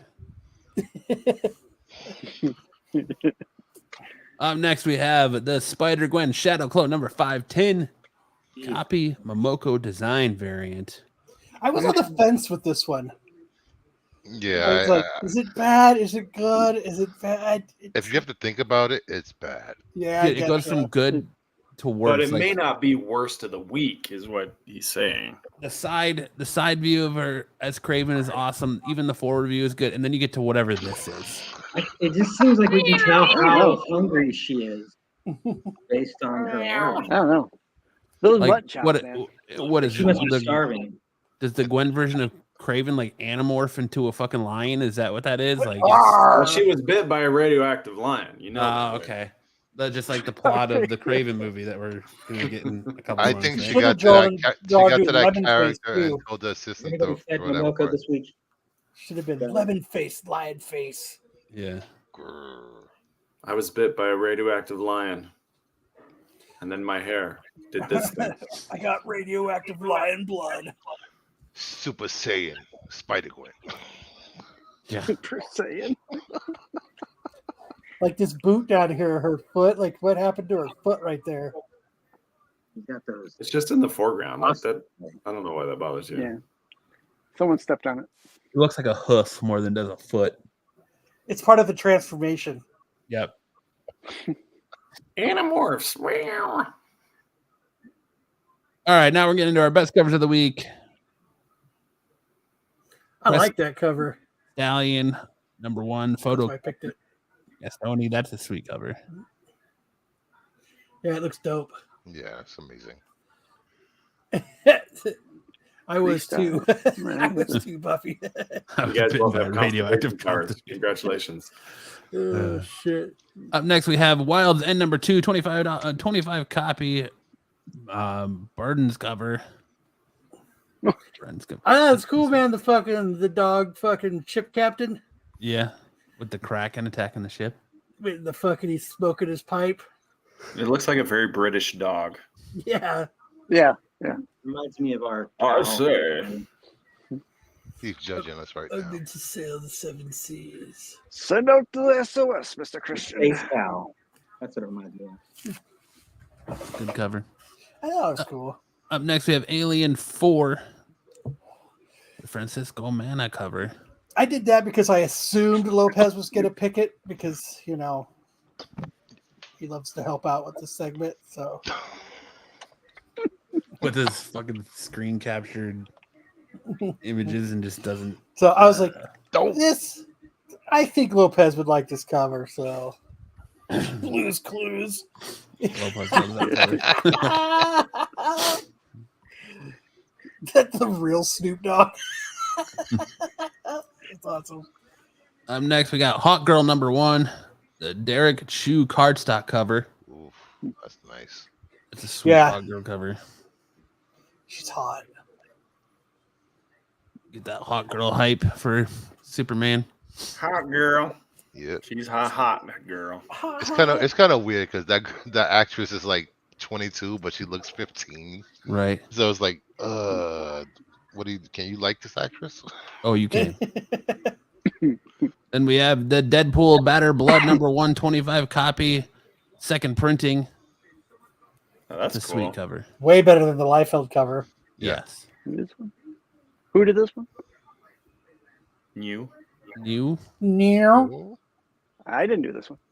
New. You? You? Oh, you? All right. All right. Fucking give it to him. Ring the bell.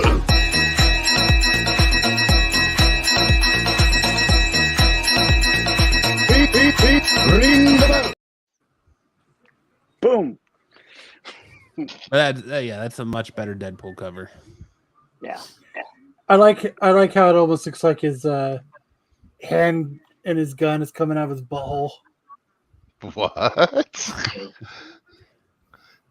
Where else are you gonna hide that gun?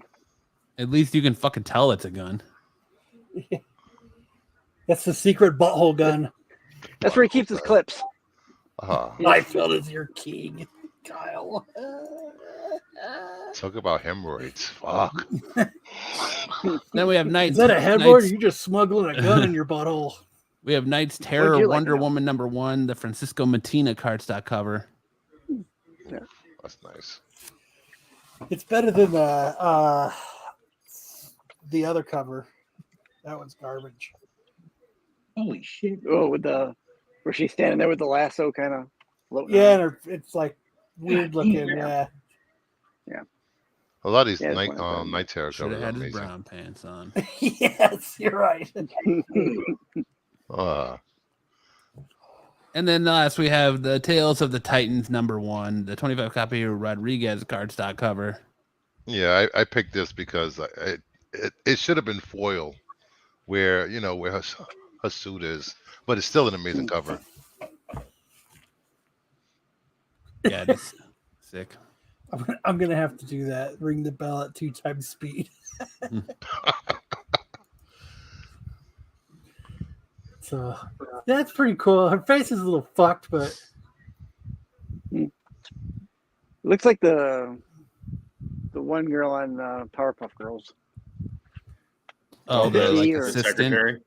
Yeah, the secretary.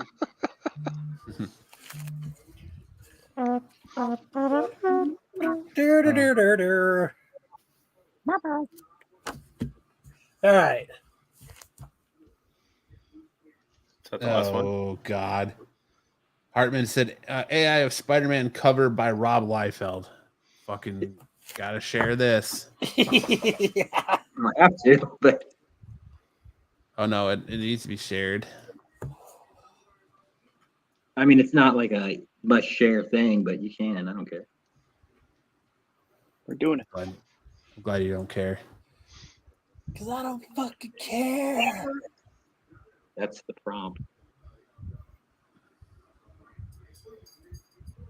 They're cool, but like that's Rob Liefeld typical foot right there. Look at that foot. It's Why backwards. that foot backwards?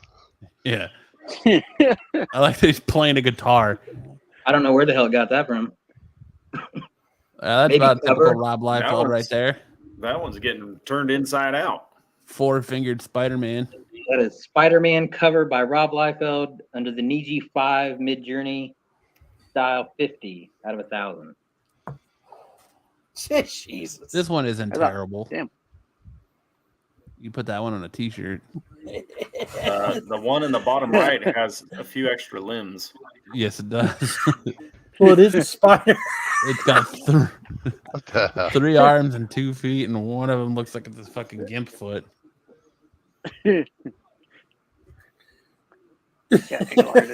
What happened to his arm in the top left? I like how many fingers he has in that top left one. Holy, too. he's holding a fleshlight. Ah, He's holding a I fleshlight. didn't even look at these. I just kind of posted. Let's see what. So that's its stylized. That's how he gets out out of of it. 1,000. Spider acoustic before he went punk. I think it heard cover or it saw the word cover and was like guitar cover, acoustic cover, and then grabbed an acoustic. Oh man, Good With a shit. twisted Hartman. ankle. I like the four. I like the little web fingered one, top left. It's only four This one. busted up fingers. Yeah. And his Actually, fucking 3 arm fingers and probably a isn't supposed to thumb. bend that way. A thumb's not a finger. Love that foot coming out of his armpit. well, a thumb is a finger. Hold on, Depends I got what one you Sir, more that's an here. incorrect This statement. is stylized at 1,000. This Duck Bill Platypus Spidey. Pretty fucking insane. Spidey the You've got more, Hartman? I've got one more here, and this one's pretty fucking gnarly. Hold on. So how it varies is it basically asks you how crazy you want it to get, and that was 50. So if I bump it to 1,000, then it gets pretty crazy. 1,000 what? 1,000 crazy in scale. like stylized. 1,000 uh, millibars. like 1 would be easy killer. 50 is let up a bit, and 1,000 is just go fucking hog wild. Let's see it. Oh, never I'm mind. trying to share.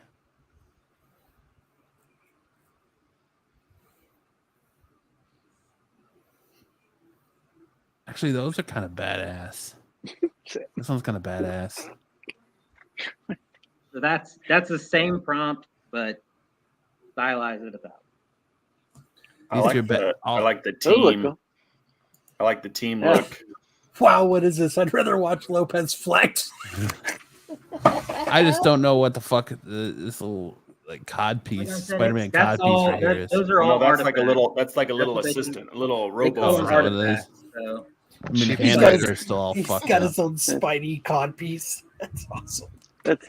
That's Spider Fetus. That's a pretty sick outfit, though, right there. I'd rather watch Lopez flex. Oh, hockey! It's just we got to let Hartman give us a He must- chance to see what Hockey AI is must up be to. an artist. So that I when actually they- think these are kind of bad. This one's kind of badass. when they finally take over, These we ones know look good. what These are how they kind of think. badass, yeah. I mean, I think it's interesting that went with the fucking Sony's White Spider for a lot Well, of. this for is two all reasons. using the anime and manga side of Midjourney. This isn't like typical side. So it's got its whole other anime style, like where it does like Japanese style art, but it's always girls in maid outfits. Very So, popular. I like this better than the last set. yes. Yep, that's it. That's all I wanted to. Good job, Hartman. I do agree with AOA. You can't go to Applebee's and order Mexican. I don't know. Have you ever had their sizzling fajitas? I have No. not. Or their tower. What are those called? All right, it's that time of the show where we turn it over to our best buddy Sam, where he gives us a little bit of big news and anime. Turn Watch your ears. turn the volume down. Watch those Turn ears. it way up. Turn it way up.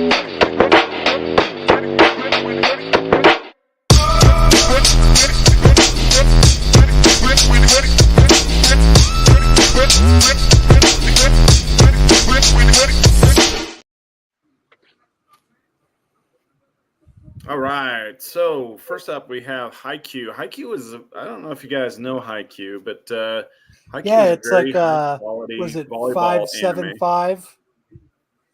But yeah, that's a haiku, very similar name. But this is a volleyball manga anime. The manga ended a few years back, but the anime is still going. They have season 4 came to an end. They still have some more story to tell, and what they're going to end up doing is do the 2 final story arcs in movies instead of in a typical anime series. We'll probably get one of those early 2024, and then the next one late 2024. Sam is Brad the Pitt Brad YouTube, Pitt of hardly. YouTube. But you might be hitting those double Jamesons a little too hard tonight, Lopez. Not YouTube, YouTube. YouTube. What you know about the YouTube? Any You of can you get guys that ever on seen Tumblr. Haikyuu? Matt, I thought you saw it. You've seen it. I've never saw it. I've just seen a lot of kids cosplaying it as it is at cons. It's very good. I mean, I never thought I'd be taken in by volleyball anime, but it's very good. That's every anime though. Oh, The it's shit you volleyball. I thought thought you it was never volleyball. needed. Next Oh, up, my son's on. Spy Family did a movie poster, an homage movie poster. They're coming out with a movie later this year, and they did a Mission Impossible homage poster for their movie coming out, which is Spy Family Code White, with all the characters there. And we'll be looking forward to the movie coming out later this year, but this poster is pretty dynamite, and it's a really good representation of the Mission Impossible movie. That's who Tom Cruise should have sent a note to, Yeah, and not Rob Liefeld. not Rob Liefeld. You guys watch? Any of you guys ever seen Spy Family? I have. I watched it. I'm waiting for No. Very good. season 2 Very to good start show. back up. It's a great I anime. I did buy a Spy Family T-shirt from Uquilo. I can't think of the name. It was someplace in Disney Springs. They had a Uniqlo. Uniqlo, yeah. Yeah. They had a Spy Family shirt for like $5. I'm like, oh, I'll get it. Great show, great manga. It's one to follow for sure. Last on the bit of news, One Piece Day. I bet you guys didn't even know there was a One Piece Day. One Piece has been around now for 26 years. It debuted in 1997 on July 21st and 22nd, depending on where you were on the globe when it was released. And so for the last probably 10 years or so, they've been having a One Piece Day to commemorate its longevity. And this year, for One Piece Day, they will be having a stream of the last movie that came out, One Piece Red, on the 21st. And then on the 22nd, they will be having some news, and the voice actors will be appearing and giving kind of a press conference to talk about the anime as well as the manga and where it's headed from here. You can catch the entire stream on the One Piece YouTube channel, the official One Piece YouTube channel, with English subtitles for viewers worldwide on the 21st and 22nd. And it'll be kind of a 24-hour stream. Nice. All right, somebody wants to start watching the anime. Where would you advise them to start if they didn't want to start from episode 1? Episode 2. Well, I mean, what like you want to know what's skippable?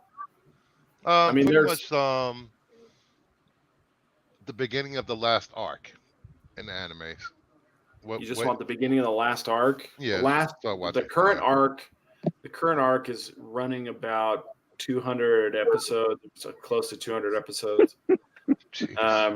So I would say probably I think it starts about 870, episode 870. Okay. But if you really want to get into this, I would advise start from episode 1. You can actually get through a lot of these episodes in a day. They're about 20 minutes each, and it would take you about probably a month and a half to get all caught up. And that's not even watching, straight 24 hours a day. If you watch 24 hours a day, it would take you 3 weeks. But just watch it on 6X. Be dead. Yeah. Just watch it on 6X speed. You'll get right through it for sure. Well, BK says you can't just jump in, go back to the beginning. Like it's not bad. I mean, it picks up pretty quick. I'm gonna start One Piece after I'm done with Demon Slayer. I've had people who say, "Well, I just can't get into it because the art style," and it started 24 years ago with the anime. The art style today is very different than the art style way back when, but it's getting. I mean, it's all necessary. Like there's some filler arcs that you could probably skip. But they are really high quality filler arcs. Some of them, not all of them, but some of them are really high quality. So I don't know. That's a hard one for me to answer because I started at the very beginning, and for me, it's all really important because the storyline has this kind of the stuff that keeps coming back around. So for example, there was a character that was introduced about episode 60, and then they talk about that character's backstory, and then in about episode 350 or so, they introduce another character who ties back into that other character or from earlier in the series, and it kind of makes this nice little bookend for that character story. Okay. Basically, Sam's fighting the urge to say, just start from episode 1, you fucking heathen. Yeah. Don't be lazy. Start from the beginning. Put in the work. It's worth it. And then this week's WTF manga is Zom 100 Bucket List of the Dead. I actually started watching this on Netflix. They're going to be releasing episodes weekly, and realized that this has been coming in on the Viz app, on my Viz app for a long time now. And basically what this is this guy, the main character, he has a job in a marketing company in Japan. Shut that damn dog up. Freaking dogs. I think my pizza's here. Terminators. And living dog. And the marketing company is basically sucking his soul out and turning him into a zombie. And then the actual zombie apocalypse hits. And he's so happy that the zombie apocalypse hits because he gets to quit his job. That is his He job. doesn't have to work Jeez. anymore. And it's really fantastic. So it's not the first 300 episodes AOA. It's like pizza's here. So check out Zom 100 Bucket List of the Dead. I think you guys will like it. I got to go grab some pizza for my kids real quick. I'll be right back. Shut that damn dog up. How much do you guys think Sam spends in pizza with all his fucking kids? About $600 a week. I was gonna say $89. What do you want for dinner tonight, kid? it's about probably $200 to $300 easy. Here's your 18 pizzas. I mean, if he's You ordering buy from Domino's, he's probably got a free pizza every 3 days. So. He buys one large pizza and each they have to cut it. Again, The so little each kid slivers? gets a sliver. Yeah. Here's your quarter, child. All right, now we're gonna move on into our first appearances of the week.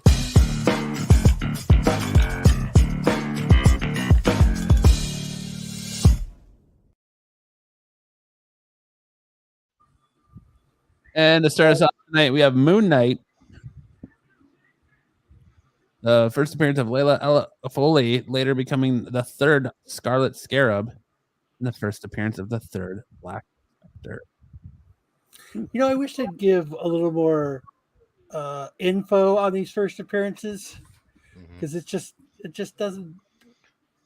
You just don't get enough information. Like I think last week, you had a first appearance up, and then Brucifer and I were trying to do research on it, and there was like there was literally nothing. Nothing. Yeah, I guess it's up for you to decide whether or not you want to buy it and if it's going to be worth a damn. So this is the first appearance of the Scarlet Scarab from the TV show and comics. The third Scarlet Scarab. What is that noise? I don't know. Someone's fucking Discord. Oh. I thought that was my Discord, but it's not.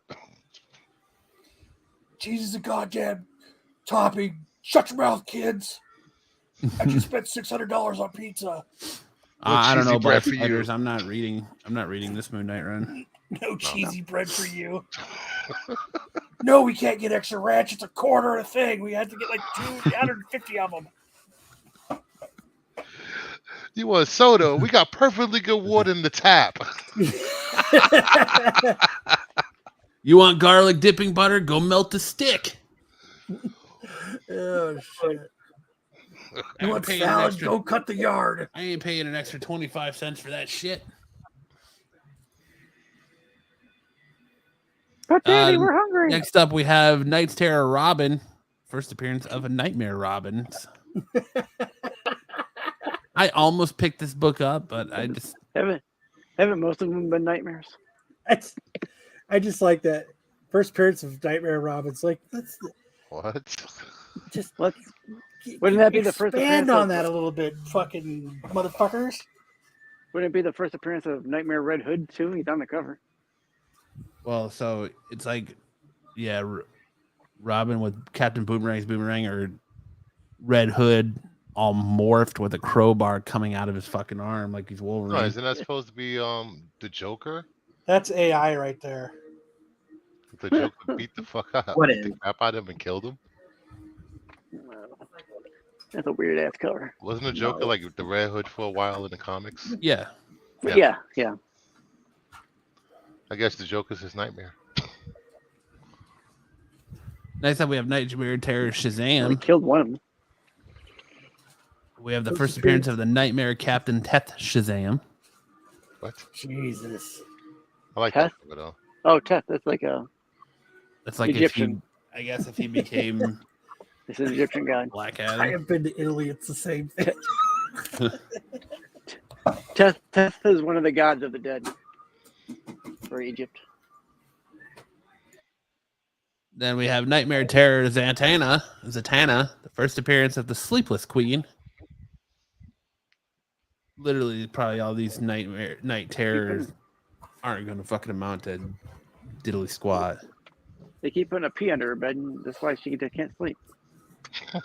Then we have the Unstoppable Doom Patrol, the first appearance of a Meta Woman. Wow, that's crazy. Yikes. I love it though. Yeah, not bad. Cosmic One says Zatanna was a good read. I want to read the Robin one. I'll probably do that this week.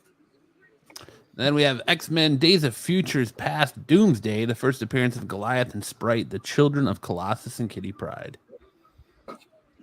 This is a prequel. Anybody who's wondering, it was a decent read. This is a prequel to the Days of Futures Past storyline. So this is before they all got killed. Yeah. Much. Okay. Jeez. And those are your first appearances of the week, and we roll right in to the Simmering 10. All right. It's a Matthews girl.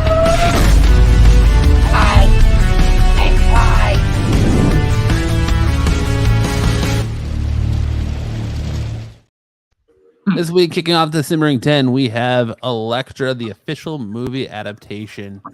72-page official movie adaptation for the 2005 film starring Jennifer Gardner as Elektra. It had an 833% increase in copies sold this week versus the previous weeks after it was announced Jennifer Gardner will cameo in Deadpool 3. $7. Yeah, the last recorded sale was for $7 for a Raw on July 14th of 2023. That's up 8.42%.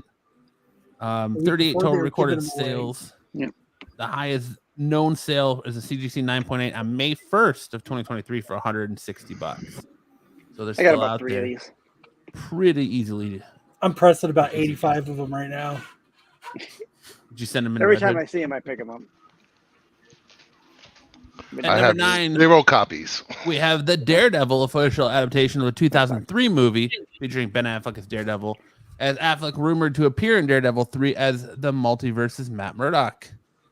Saw a 220% increase in copies sold this week versus the previous weeks. Last recorded sale was for $13, non-graded on the 10th of July. That's up 11.10%. Currently trending at 52 recorded sales. Highest known sale is a CGC 9.6 on March 27th, 2021 for $18. You spent more grading that fucking book than you did selling it. Yeah. Jesus. Jeez. Up next, we have the first appearance and origin of Metamorpho. In Metamorpho, the Element Man. Yeah, I have this. Last recorded sale was $145 for a Raw on July 14th, 2023. Yeah, I have one. Up 5.81%. 265 total recorded sales.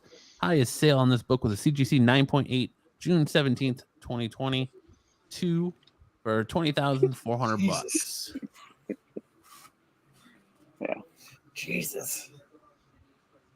At number 7, we have Marvel Comics presents Wolverine 95, the origin of Wolverine's yellow and blue suit that was first seen in the Incredible Hulk 180.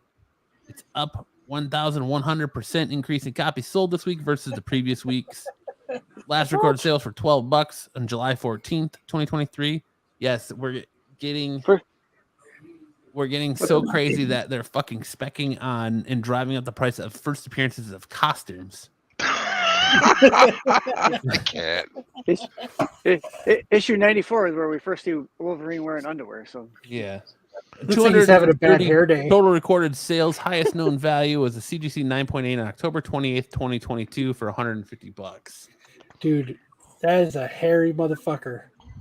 Yes, he is. The perfect man. Oh, wait, what? Sorry. Is that how you like There him, ain't no Lucifer? such thing. Buff and Yes. hairy? Yes, tough, hairy, and tall and dumb. There you go. So from any state west of the Mississippi. Number 6, we have the Green Lantern. Number 59, the first appearance of Guy Gardner, Hal Jordan's backup Green Lantern. Guy Gardner is to be portrayed by Nathan Fillion in Superman Legacy. Saw a 275% increase in copies sold this week versus the previous weeks. I have this too.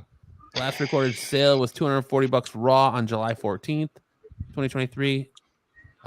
Current trends is 576 total recorded sales. Highest known value of this book was a CGC 9.8 on January 14th of 2022 for $9,000.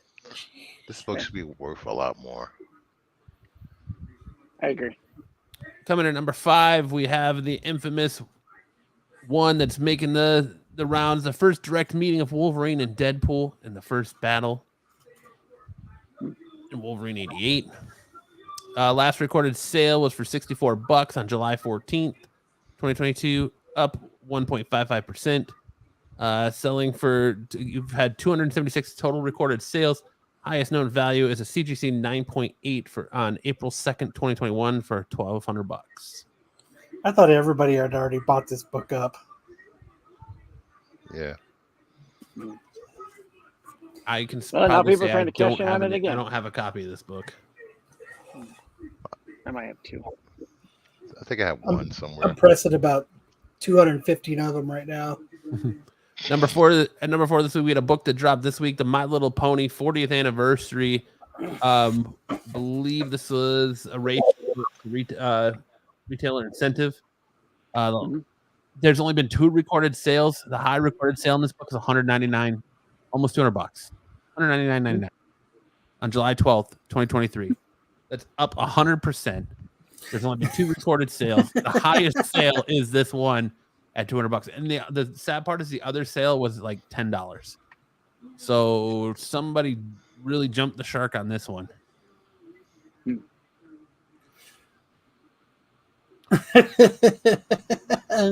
Wow. Yes, I am. Number 3, we have the Jenny Frizen 1 in 25 of Brainstormers. Barnstormers. Barnstormers. We have a $76 sale, highest sale on July 12th, 2023, up 22.34%. It's 32 recorded sales. Highest known value was a raw on July 12th of this year for $89. It's called a natural pressing, Timothy. Number 2, we have a cold press. Warm press, I should say.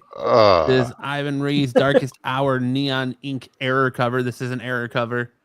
Last recorded sale was $20 raw on July 14th, 2023. It has dropped since then. We've had a total of 14 recorded sales, and the highest sale was the July 12th, 2023 for $25. I actually think the pink is supposed to be green. The brown is supposed to be green. Is it the brown? The brown is supposed to be green. Okay. Still, it's a fucking dope ass cover. Yep. And then number 1, of course, we have the Marvel Deadpool Kills the Marvel Universe. It's a 4-issue out of continuity series that pits Deadpool against the Marvel Universe. There's speculation that Deadpool 3 will feature Deadpool killing multiple reality versions of previously introduced Marvel characters from different production houses. Last recorded sales for $120 on July 12th, 2023, up 38.5%. Currently trending at 116 total recorded sales. Highest known value is a CGC 9.8 on August 4th, 2021 for $160. Sweet. Nice. Thank you for that. Hell yeah. Hell yeah. Yeah, that's how that works. Hell yeah. Christopher's taking notes. Mm-hmm. Yeah. Rebuy that. Yep. Time for Movie Wars.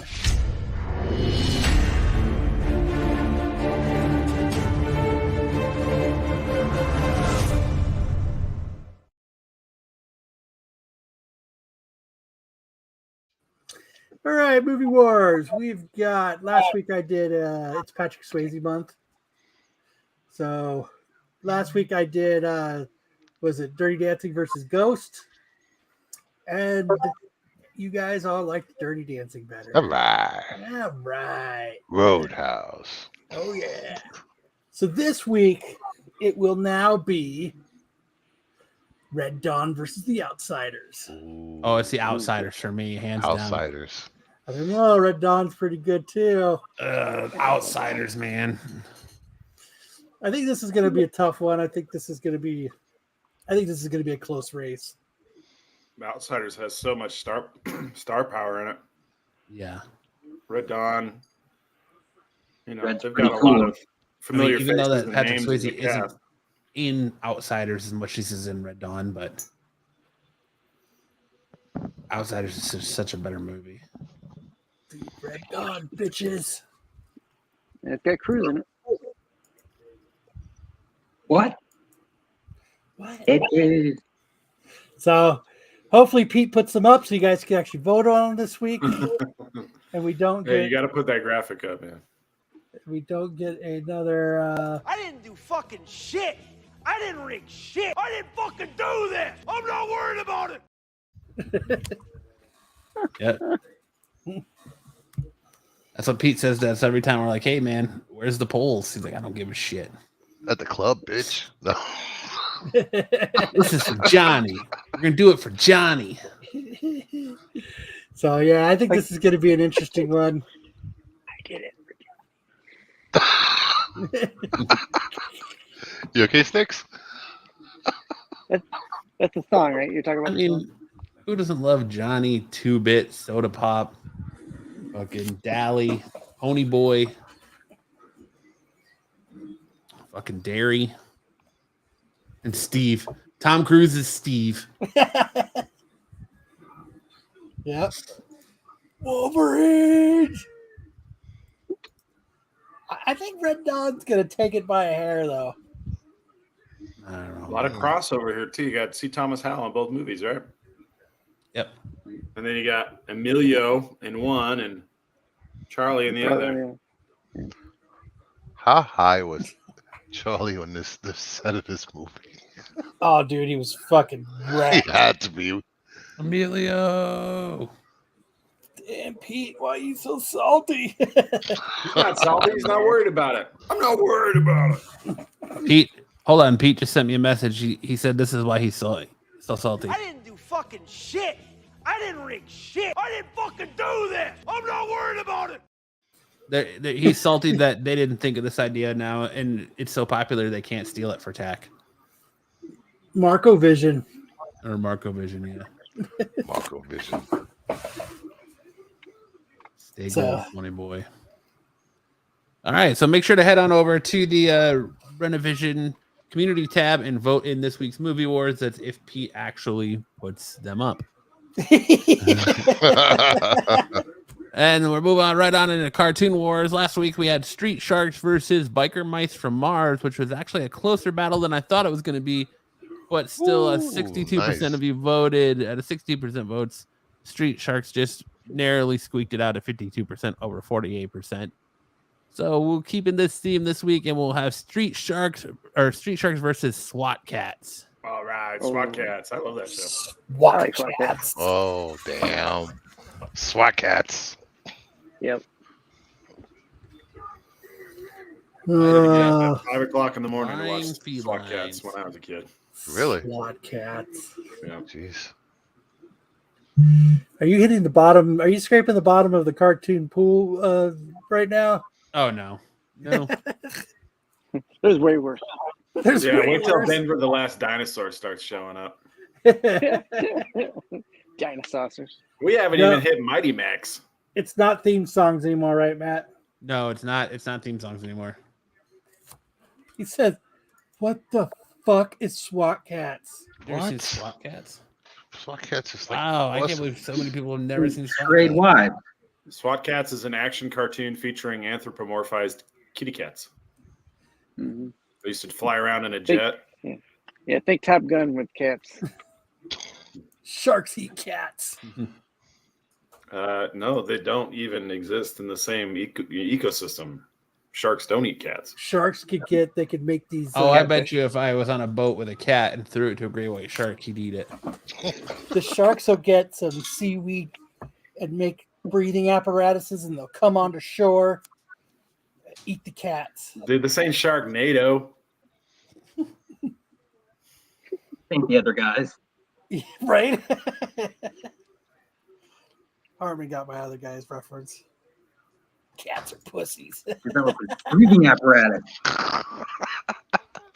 But again, make sure to head on over to the community tab. And while you're voting on Movie Wars, make sure to vote on Cartoon Wars as well. Again, that's if Pete decides to give a fuck this week and put them up.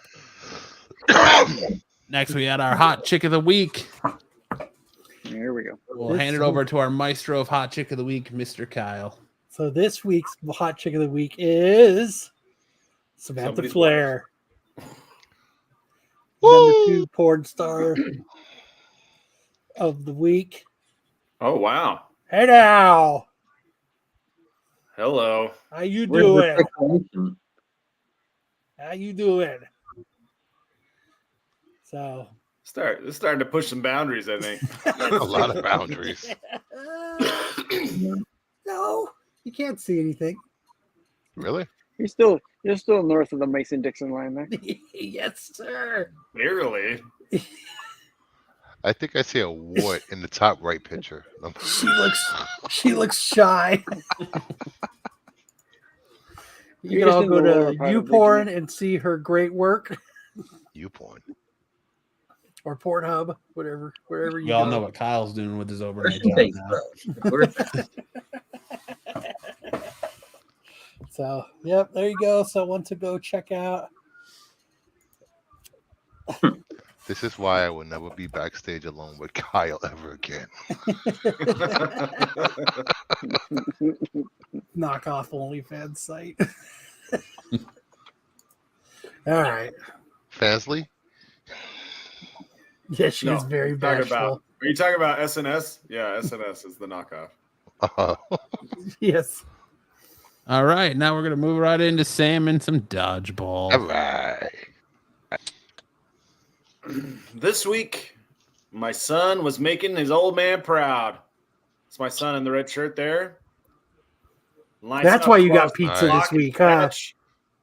And then he follows it up with another catch, and then this amazing dodge. Woo! Oh, that gets cut off right at the end. There's a ball that flying right at him, and he just lays on the ground to dodge it. Perfectly timed. Just check it out, right? See if you can see it. He gets right after the catch, he throws it, and then it comes right at him. Boom. Nice. Slide down. So making his old man proud. If you guys want to see something just absolutely ridiculous, click on that one that says founder there, Matt. This one is really embarrassing for me. Oh, sorry, something went wrong. Something went wrong. Something went wrong. This page ain't available right now.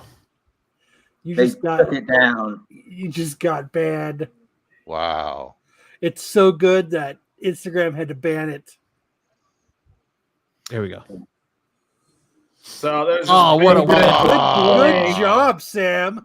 Freaking lob, and I was like, "Oh, I got Instagram this. is so disappointed in you. It won't so even good just at let catching you. balls. It was so good. They took it Oh, I away. can't believe I really dropped that. My wife chimes in. Samuel, that's embarrassing.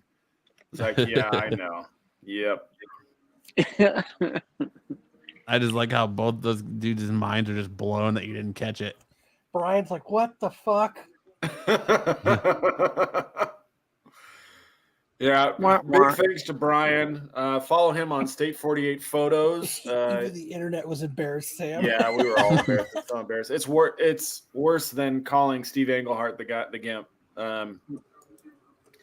But he's been doing all the editing this week. He's done a great job.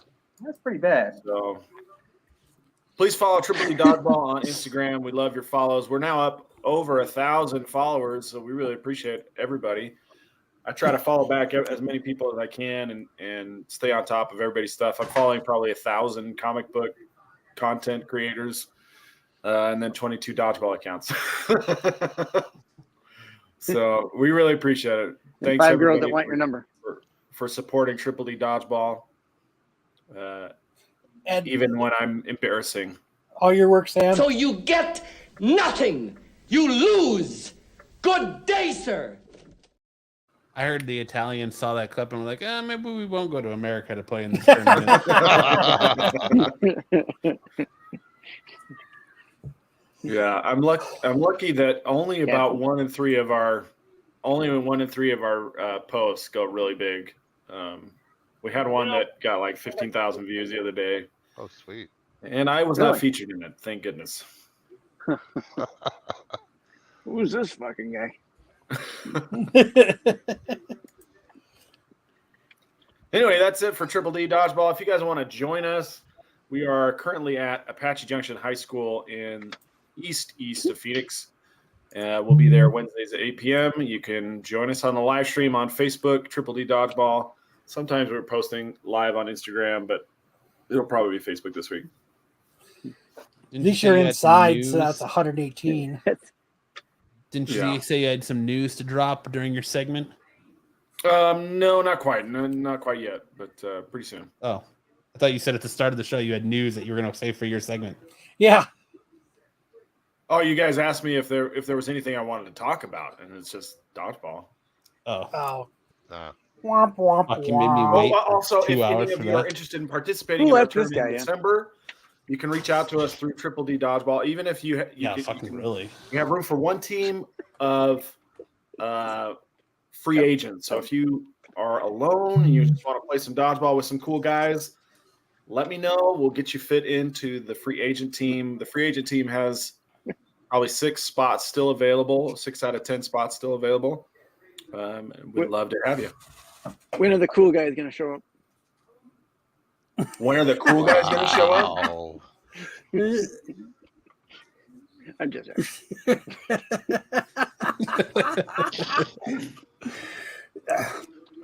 Oh, AOA wants to know how much was tonight's pizza bill, Sam. Well, the pizza was cheap. I got the Pizza Hut Ninja Turtles promo pizza. It's a big New Yorker. What's that promo? For $14. You got one 2 of pizza? those. I was like, one pizza for everyone in your house? No. Okay, so half remember my wife and daughters went up north. Oh, that's right. For a girls' weekend. So it's me and my sons at home, and there's 4 of us, right? So we got 2 pizzas for $28. Get hooked for the trunk. But my son also asked for bone-in wings, which was the killer. So 12 wings cost $22. What?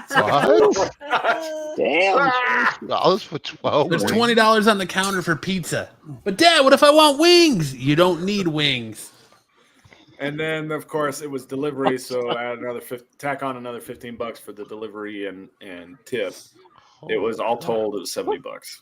Ooh, I said 86. You tipping the guy $15? I tipped somebody a The computer delivery charge one was time. $5, and they had a DoorDash delivery person, and they flip out if you don't give them $10 at least. Gave a guy an old Mac. They'll just cancel the order if you don't give them a tip. Last tip I gave was a $25 gift card to the Cheesecake Last Factory. time we ordered from Pizza Hut, they just canceled the order because my wife didn't tip. They just canceled the whole thing. Yeah, isn't that crazy that pizza joints have reverted to firing drivers and just using DoorDash and stuff now? Yeah, it adds an incredible amount to the total bill. Fuck that. Just All drive right, my ass everybody. over there and get it. Hope you enjoyed the show. Make sure to check out Pete's shorts. He likes everyone to look in his shorts. Make sure to watch Tack Show, because now, Kyle Vision wasn't cool enough. He had to change it to Marco Vision. Check out Get Off My Lawn with Mr. Sticks. Check out the Star Wars show with Marco Vision. Check out Thresholds of Reality. We had a great show on Friday. Yes. Yesterday. You fucking cowards. We are cowards. The chat was hilarious. This guy jumped in. He was asking us about something totally unrelated to the topic. We're talking about the Las Vegas UFO sightings. And this guy jumps in the chat and he's calling us cowards because we don't want to talk about some Satanist suburban subdivision, some gated community. Pennsylvania. He's like not even in the same state you're talking cowards. It's something random he heard the guy talk about on another podcast. You cowards, answer me! Fucking answer me! You'll have to have him back to talk about that then. Even Well, after we the do show plan ended, on he having was it back. still He was still like writing fucking after we closed the live stream, he was still after us. Cowards. Thank you, Tyson. Get him back in the Yeah, chat. check out Thresholds of Reality. If you guys aren't subbed up, we're Jeffrey. almost at 400 subs. Last I checked. Yeah, we're getting there. We're getting close. So we would really appreciate you subbing to Thresholds of Reality. Plus, we do good content there, man. I mean, it's really fun we have stuff. fun. You guys would really like it. It's different than we're one subscriber short of 400. So if any of you have not checked out Thresholds of Reality, don't just make that too. I just unsub. Don't give us a pity sub. I did too. We don't want a pity sub, but if you check out the content and you think it's good, if we've earned your subscription, we would love to have it. Just sub it. Don't worry about it. And on that note, Either you've got me confused with somebody else.